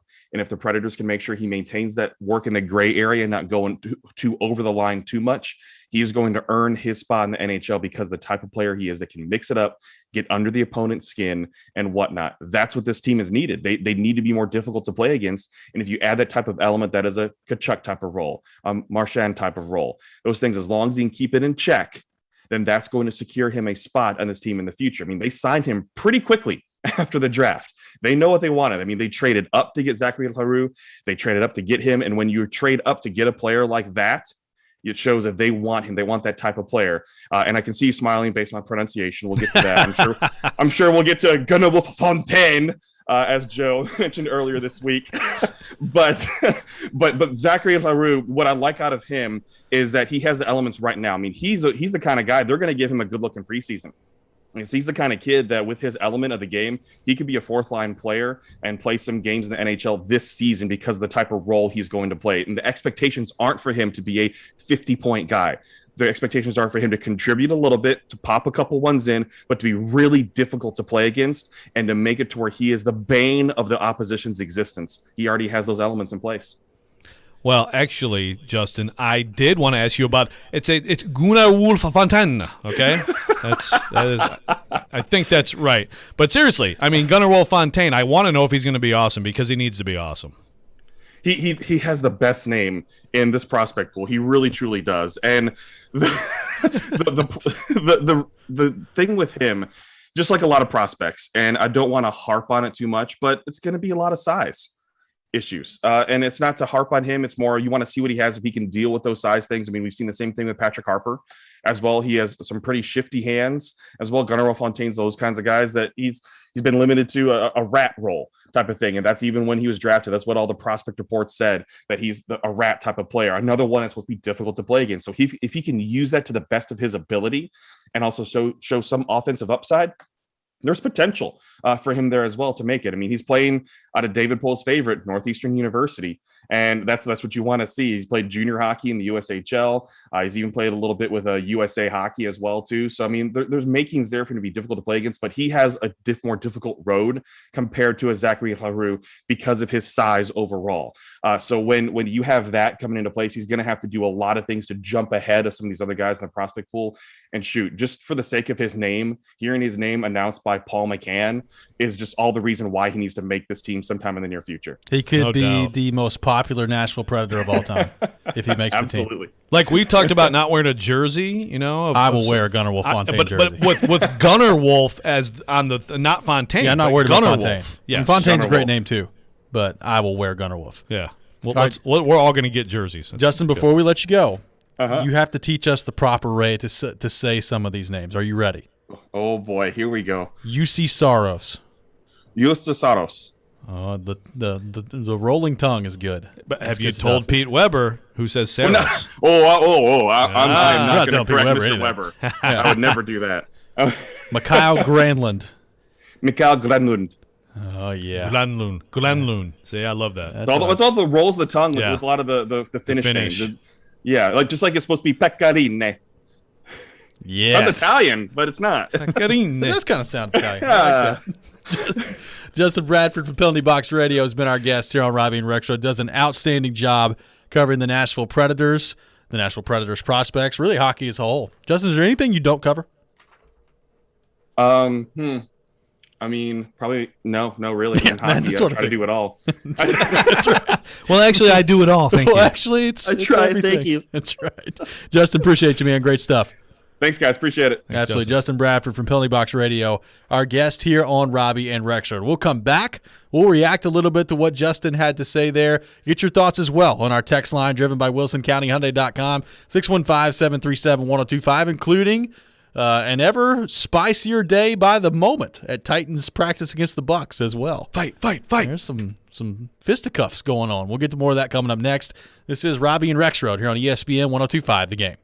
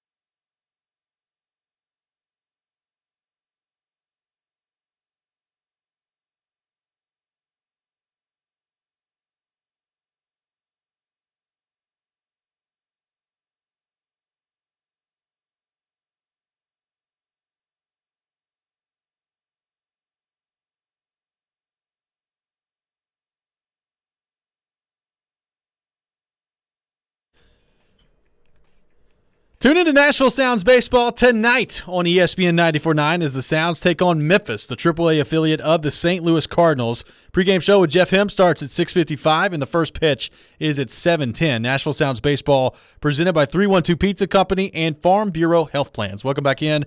Robby and Rexrode here on ESPN 1025 The Game. Thanks to Justin Bradford from Penalty Box Radio for joining us in the last segment. Some great information by Justin, who is as connected as anyone when it comes to the Nashville Predators prospects. So really appreciate him taking time to join us this morning here on the show. Let's go to our text line, driven by WilsonCountyHyundai.com. Keith texting in, can we please get an update on Ryan Porth? I need some new material. Keith spelling Ryan Porth with 3 A's, like AAA. like who Ryan Port's fixing to have to call to get those keys out of the car. It's good stuff, Keith. Yes, Keith. Well done. Very good. As far as I know, Port's keys are still in the car. Yeah, I think he just sort of left him there, huh? He came in the building. He's like, well, guess I got to go to work. What are you going to do? I guess. Let's figure it out later. And by the way, DJ Burnside says, awesome segment that we had with Justin Bradford on Twitter. I wanted to know your thoughts on Igor Afanasyev. Wow, that was a good job by you. Did I get it? You did. Thank you. But you say I did, but actually I need Justin Bradford to confirm that I did. I love the Pronunciation's good. Like rolling the R has never been great for me. Me either. I have tried so hard to learn how to do it. It's just not working. Well, some people who can like roll it and hold it, like, but that's impressive to me. Thank you. Matt on Periscope says, anybody else as excited about this season as me? The youth movement, long overdue with the Predators. Well, if you heard that segment, I think that was a nice dose of reality from Justin Bradford about Philip Tomasino. I mean, he's like, about 20 points in about 50, 60 games, that'd be pretty good. I mean, I don't think a lot of Preds fans are thinking that's exactly what we're looking for, but you got to be realistic. I mean, it is a process. And that's what's going to be so interesting about him this year. If he comes in this year and gives you a ton of offense, and by a ton of offense, I mean 35 points, 40 points. I mean, that's a great year if you're Philip Tomasino. Now, as he grows, as he matures, quite frankly, as he gets bigger physically, you're going to hope those come up. I mean, he needs to be a top 6 guy. You start drafting these guys in the first round with the skill set he brings to the table. I mean, you eventually need to get to a point where 55, 60, 65 points is the floor for a guy like Philip Tomasino. I mean, it's what needs to happen. I think to expect that early on may be a little bit optimistic. Now, having said that, Philip Tomasino spoke with us the other day in the media. He was on with Darren Donick and Chase yesterday. I mean, the kid's got some pretty high expectations for himself, which is exciting. I think you like to hear that if you're a Predators fan. But also, number one, is he going to be in the top 6 this year if he makes the team? I don't know. I mean, you've got Granlund, Forsberg, Duchesne, Johansson, all there, and Tolvanen. That's 5 spots. Cody Glass, that's 6 spots. Like, is Philip Tomasino going to be heavily involved in the top 6, heavily involved in the power play? I don't know. I mean, injuries happen. I'm sure he'll be in there at some point. But how much time is he going to spend with other high-skill players? I think that's a worthwhile question. And how he's going to develop and what you're going to see out of him this year. Yeah, you got to keep it measured a little bit with him, and it's going to be fascinating, and it's important. And what you don't want to see is, well, it doesn't go well early, and then you kind of get back to, and maybe even with a couple guys, and you get back to kind of the older lineup. I mean, I suppose if that leads to a terrific season and an overachieving from what we think they'll be season, okay. But I just feel like this season has to be viewed as a real opportunity to get some of these guys to another level of play, even if the bottom line suffers a little bit for it. But I don't know that's how it'll be viewed. Dennis texting in on our text line driven by WilsonCountyHyundai.com. Who would be the best line mates for Tomasino this season? That's an interesting question. I've seen a lot of Predators fans. They really want a Ellie Tolvanen, Cody Glass, Philip Tomasino line. Oh, put them all together. I don't think that's a good idea. I like having all 3 of those in the lineup. Playing all 3 of those together at the same time, I'm not sure is the best formula. That's awfully young. Yeah. I wouldn't mind seeing maybe 2 of those 3 together in some way. 2 of those 3 together. And then maybe a guy like, Granlund on the other side or something like that. But I think putting all 3 young guys together on the line, it's exciting. It's also probably a pretty good way to get torched a few times too. Yeah. It's good to have some veterans on your team also. It is. Adam in Portland texting in, do I need to bring a wired coat hanger down there? I'm surprisingly impressive in this situation when it comes to getting keys out of the car. Adam, Ryan Porth may be calling you later. That doesn't work with all cars, though. It doesn't. But maybe it's really good. I mean, it worked with my college roommate's El Camino. We used to tailgate with that sucker, man. Let me tell you. Get the keg out to the Munn Field early. That's right. Good anyway, some fights in Florida. Yeah, exactly. The 90s were awesome. That was an unnecessary shot. I'm sorry. That's fine. I'm old.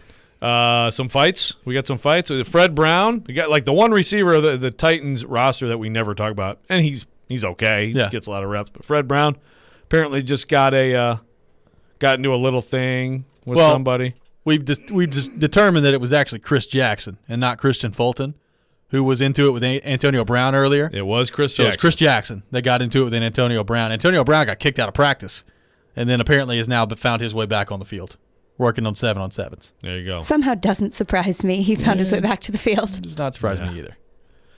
The play-by-play of every rep is just fantastic. 7-on-7, every freaking play. Apparently, I got Amani Hooker with a PBU. You got Ferkser out here. Brady apparently just hit Gronkowski going down the middle. Got it behind Byard. 7-on-7s. You got according to Ben Arthur. Yeah, Ben also has Ryan Tannehill picked off by the Bucs. Mike Edwards in 7s. Up, scrap the season again. Scrap it. There's so many reasons to scrap the season. Well, we talked earlier in the show about how well the Titans apparently played yesterday. The Bucs seem to be coming back a little bit today. Yeah, Bruce Arians wasn't happy, so they came out with some fire. That's right. I mean, again, we've been talking a little bit about the Preds prospects and the futures, all that stuff. Like, just imagine, like, covering that or anything else like this with like practice, like practice play-by-play. Practice play-by-play. Like game play-by-play is annoying on Twitter. Correct. Like, I hate and I mute some of my friends who cover teams because I'm like, dude, I don't need that was a good run-off tackle for 3, and here we go. Yeah. 2nd and 7 now at the 42-yard line. No. It's like they're the ESPN app tracking where you are on the field. That's basically what some Twitter accounts are. So, like, the idea that now we're getting play-by-play on practice to that extent, pretty amazing, man. It's with this league, man. The NFL. I can't really tell you. It's the NFL and everybody else. Like at Predators practice, there are some impressive things that happen. I can't tell you the last time I've tweeted about a Predators practice, other than like when Philip Forsberg, when somebody gets hurt, or like when Philip Forsberg like does something crazy and like spins and puts a lacrosse style goal in. I'll tweet about that. That's about it. Yeah. Ooh, another line rush. Ooh, Ryan Johansson was offside on that play. They kept going anyway. That's basically what happens. Or again, go to any sport. There's nothing. It's just John amazing. Morant, nice crossover at the top of the key, right by Jaren Jackson. Just blew by him. Yeah. Yeah, there's like NBA Summer League right now, which actually I like. It's not bad. It's good. You watch some of these young guys, but the NBA beat writers aren't going nuts with that from what I've seen. It's just the NFL. And the question moving forward today is, 1, will Jared be totally down on the Titans? We'll see. And 2, will Jared find another magical question-asking moment today? Can't be with Tom Brady. What would it be? Like, what would be available for him? I don't know. I guess we're just gonna have to find out. Actually, if Antonio Brown's out there, we could have that could be an interesting. Could be interesting. Antonio Brown. We'll have to see what happens on that front. Jared Stillman has your coverage all day long here on ESPN 102.5. The Game down in Tampa Bay for day 2 between the Titans and the Bucs. That does it for us here today on Robby and Rexrode. We'll be back 6 a.m. tomorrow. Darren Donick and Chase is coming up next. This is ESPN 102.5. The Game.